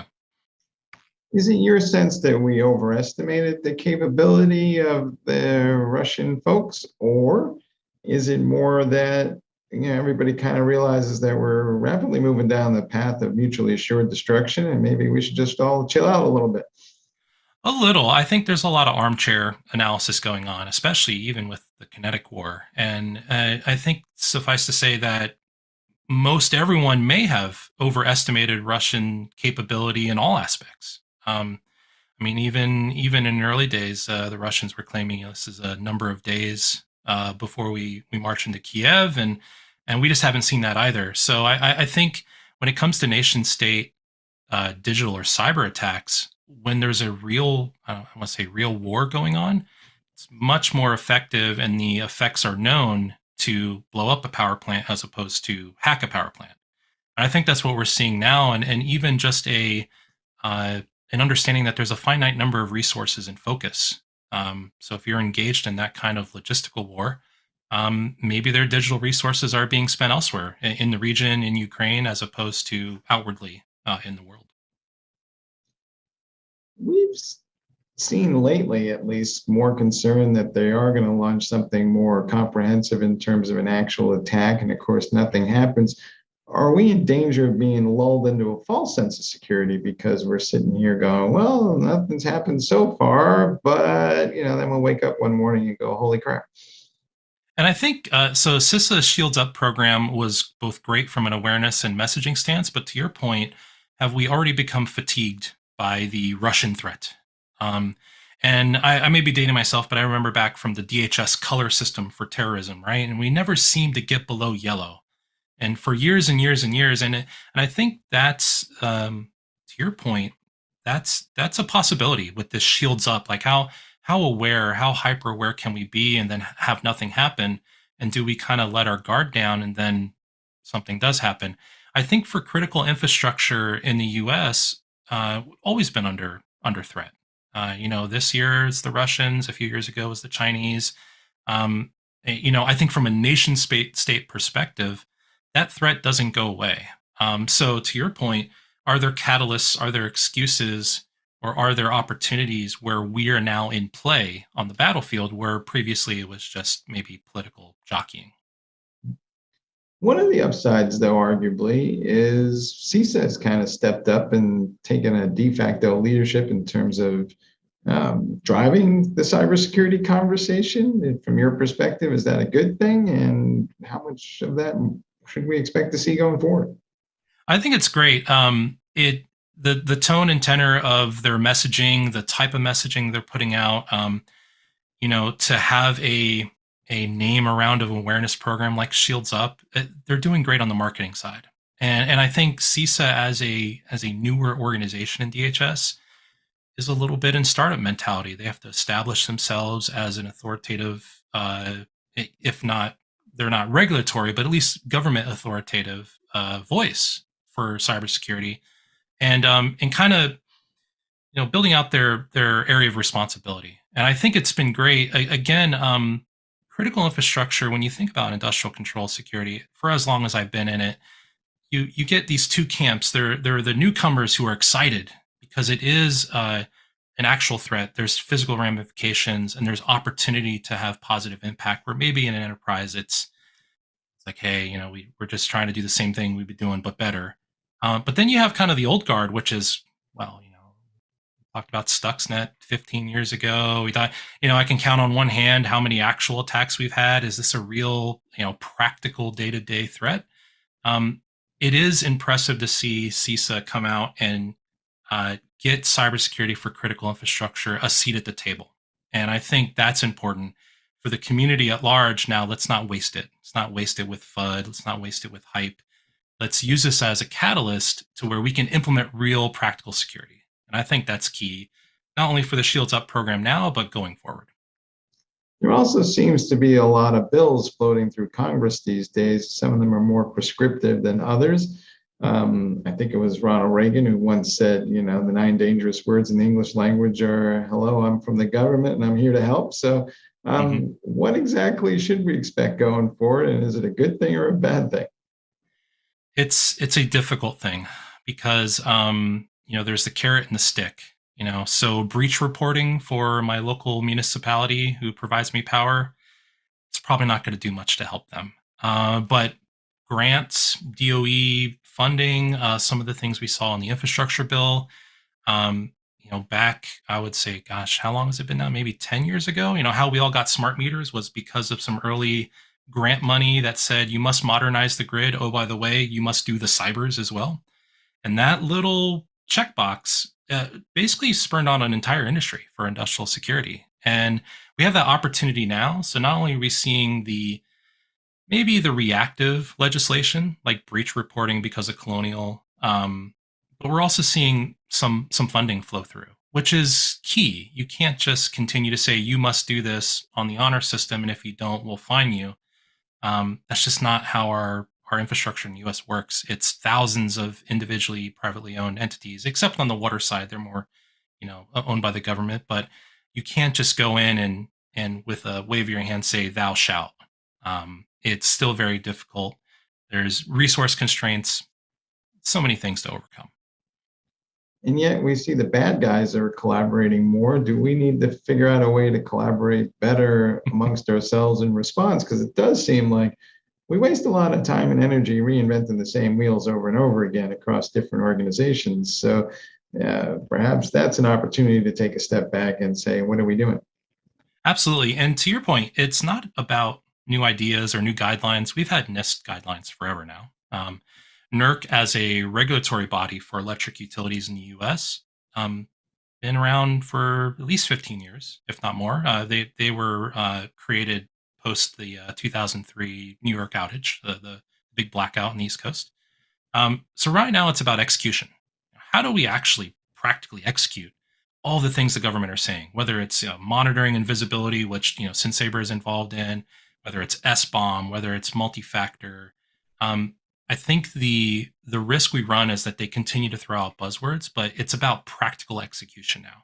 How can we do that at the local scale, at the regional scale, and not just at the very large, well-funded, investor-owned utilities or oil and gas companies that may have the resources but not necessarily the drive to go implement?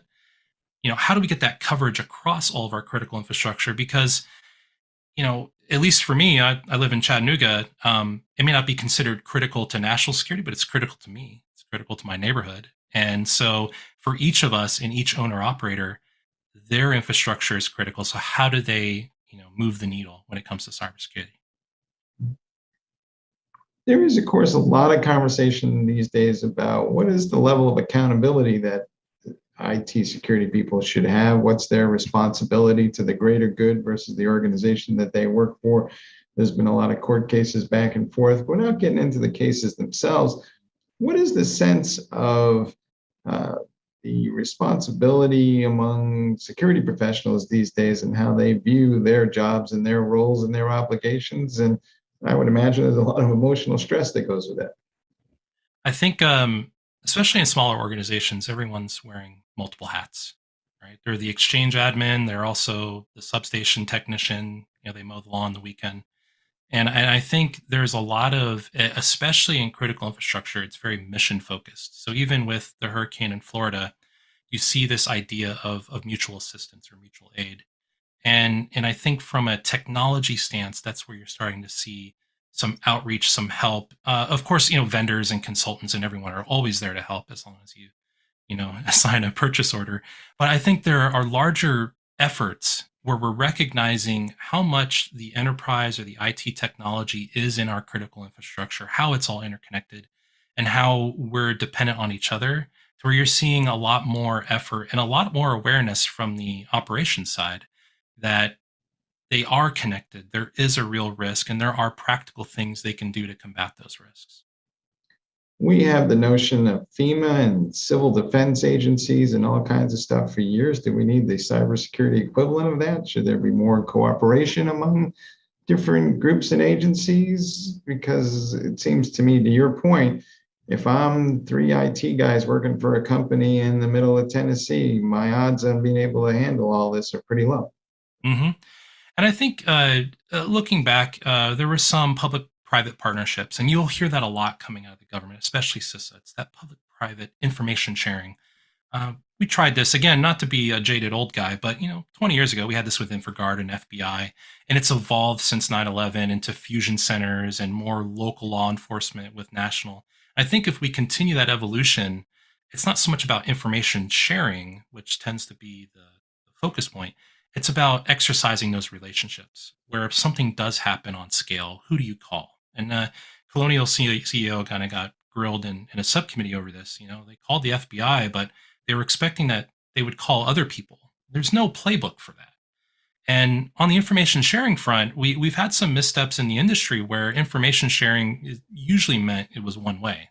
Well, they want the utilities to share data with the government, but what are they getting in return? And I think CISA's made some strides into repairing that relationship to say, well, not only are you going to share information because it's for the greater good, but in turn, we're going to give you this information or this analyzed intel or these resources to assist in return for your sharing of your data. And I think that if we can continue that, then the community as a whole is stronger than its individual parts. All right, Ron, so what's your best advice to engage with other folks in the community? Because I think sometimes people are just overawed by all the options and things that are out there. So where do you start? I think the big thing, and this is something at SynSaber, is everyone wants to be the hero. And no one really just wants to help or assist others. And when you think of the mutual assistance, rolling trucks down to Florida, that's not their territory. That's not their customer base. There's no revenue or bottom line to that. I think we need more of that in the industry. And even speaking as a vendor, I want my customers, my utilities, my oil and gas customers to feel empowered that they can handle this on their own, because once they can handle their area, then they're more equipped to support their neighbor, support their peers in the industry. And I think until we can change from this top-down approach, which is government, CISA, industry leaders from a security stance, it needs to be more bottom-up from the operators, the folks in the trenches every day, making sure we have power and water. I mean, they know their systems best. And so now we're going to add security to their area of responsibility. We just need to be able to empower and equip them to be able to handle that as well, because it is a new and evolving threat. All right, folks, you heard it here. It's just like a hurricane or an earthquake. It's a national emergency, and respond accordingly. Hey, Ron, thanks for being on the show. Thanks for having me. Appreciate it. All right, back to you guys in the studio.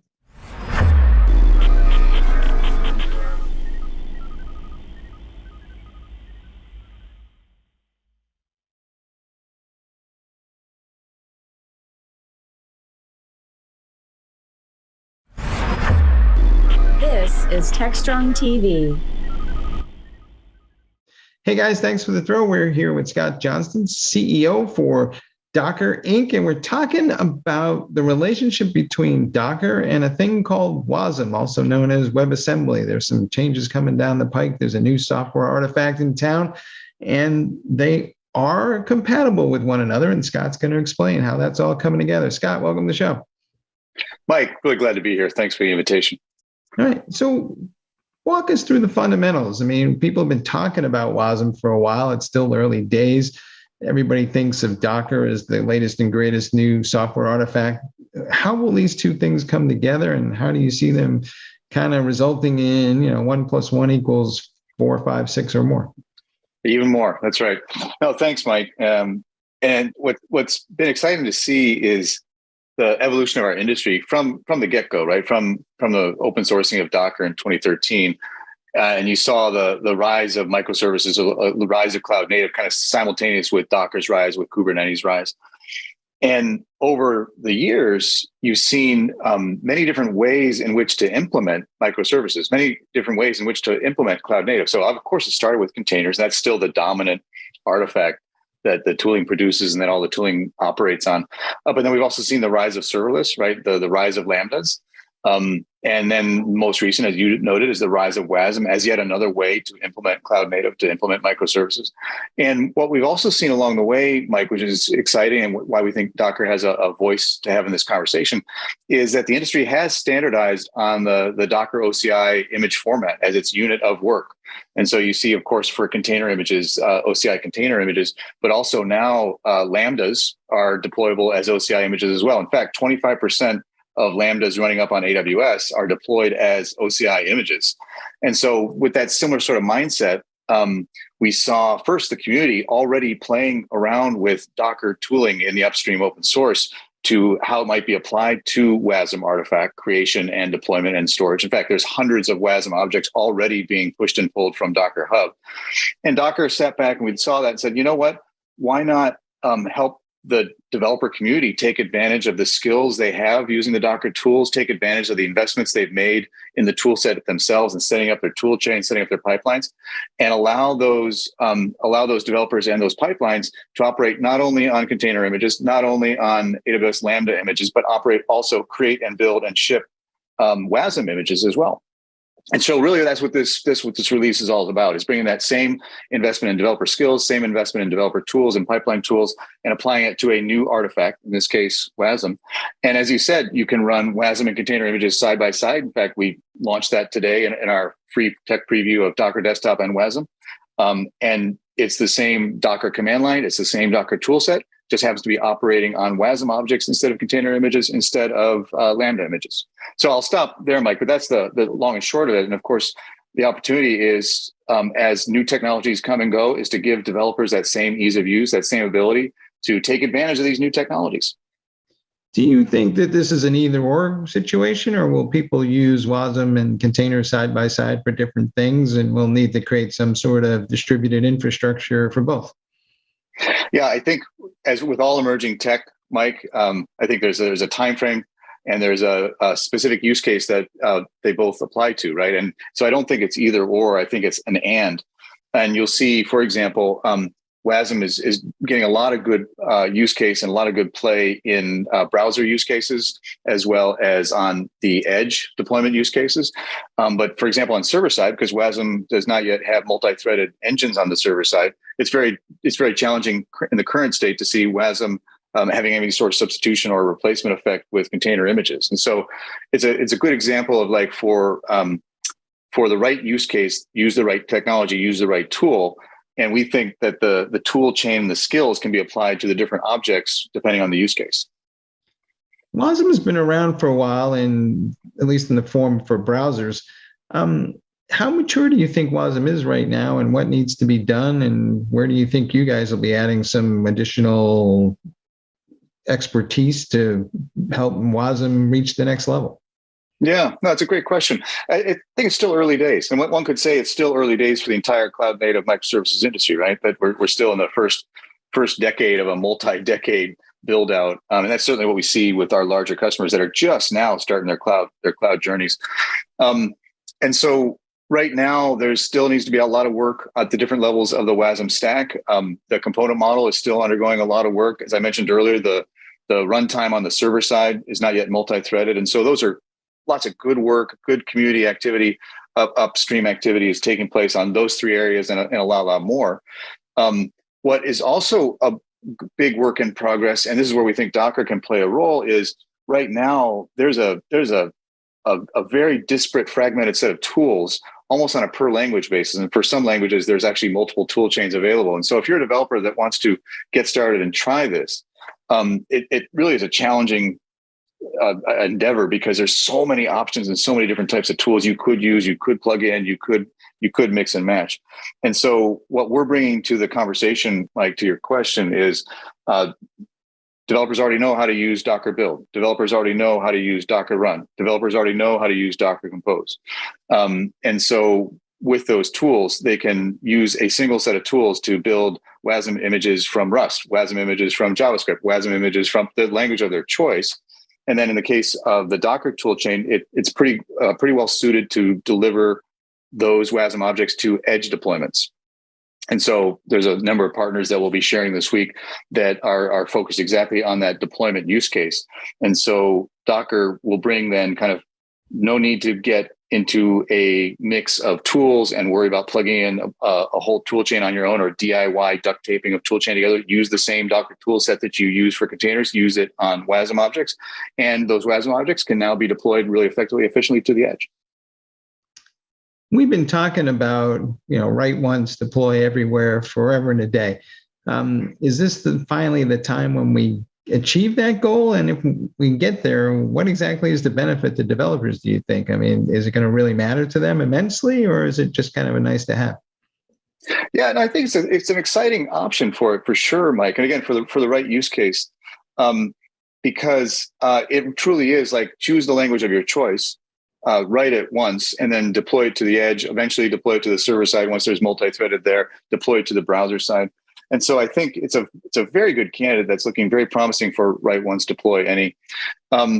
The promise for developers, of course, is that write once, deploy any, right? So they don't have to keep rebuilding. There's another promise that's coming along. It's still very nascent in the component model, that you'll have pre-built, prefab, if you will, WASM subcomponents or subfunctions that you can just kind of plug in, mix and match and go. So a developer no longer has to conceptualize or think of their entire stack or their entire cloud native application.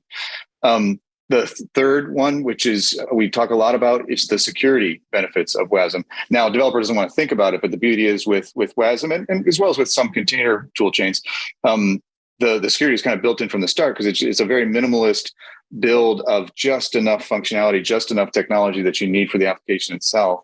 And then finally, the fourth is, of course, its size. The size of WASM objects can be a tenth, right, an order of magnitude smaller than similar other container objects, or certainly several orders of magnitude smaller than VM objects. And that gives benefits in terms of startup times, as well as just deployment over the wire, as well as storage, of course. And so developers will benefit from all four of those, and depending on the use case, they'll find more a benefit than others. Mm-hmm. What's your best advice to folks about how to get started? I mean, are there things that you see developers doing today that kind of get their feet wet? It seems like, a lot of folks might be starting from zero. So where is the beginning of the beginning? Yeah, well, I appreciate that. That's a softball, Mike. I appreciate that. Like we intentionally wanted to put this out there to make it more accessible, make WASM more accessible for a wider range of developers. There's obviously several thousand developers doing very, very well with WASM today, but they're having to assemble their own tool chain. They're having to do a lot of Googling and DIYing together. So our belief with this release is that Docker Desktop plus WASM out of the box will give developers a tool chain that they can just start from zero and successfully build a WASM app intended to deploy on the edge literally within 5-10 minutes. And so that's a way to get started, to see the smaller size of the object, to see the smaller surface area that it persists on disk and over the wire, and just to see the benefit of the fast startup time on the edge. And so our intention is that within under an hour, they can use this release and all the examples that we ship with it to see the real benefits to their own tool chain, to the benefits to not having to cobble together their own tool set, as well as the benefits of the output itself, the WASM object itself, as being a much lighter, more secure, and faster object. But really important, Mike. Sorry to jump in. But compatible with the tools that they all are using today. So we have an application that's part of this release. That's a Docker Compose application that starts a container image and starts a WASM image side by side, and they just talk over the wire to each other. And so it shows the interoperability, the compatibility of one technology with the other. What do you think the ultimate impact of all this is going to be on DevOps workflows? Is this another artifact that I got to manage within that context? And are we going to see, every CI/CD platform on the planet start adding support for this as well? And, while you're at it, taking out your crystal ball, where are we going to be a year from now? Yeah. Well, you and me both with crystal balls. Maybe we could retire after that. So I don't know. You might want to scrub that mic from the final. Look, the benefit, and again, that might be a nice softball, Mike, which appreciate it, is because most DevOps tool chains, CI/CD tool chains today are already OCI image compatible, right? They're already operating on container objects. Guess what? Like the WASM object also being packaged in the Docker release and many other many other partners as well, already being packaged as an OCI image. Those DevOps tool chains, those CI/CD tool chains can just interoperate it on it as is, meaning there's no rip and replace forklift upgrade required here for those downstream from developers to successfully interoperate and execute on these WASM objects that are being produced by developers. So that's a big win, we think. And again, we believe it'll help the industry move forward faster, because the friction of having to redo your tools and rip and replace your tools, we're going to lower that. Now, WASM are not containers. And so I'm sure there's going to be nuances and tweaks and 10%, 20% that needs to be rethought or redone. But the intention is to allow organizations to reuse much of the tooling they've already deployed for their OCI container images that are already in production today, and in some cases been in production for 6 and 7 years, right? So that's one. Your question in terms of out a year, look, I think this and all the interest it will bring to the developer community, and all then the feedback that developer community is going to be giving into the WASM community, I think it's just going to accelerate progress, Mike, on many of these issues. And in particular, I'll say, because so much of the Docker OCI container image world is a server-side world, I believe the focused feedback on the server-side WASM conversations that are going on, for example, around multi-threading, again, to go back to that, I believe those conversations are just going to accelerate, and the use cases are going to become clearer, and the high frequency ones that matter a lot, and the ones that don't matter as much, like the industry is going to have a very quick sort on that.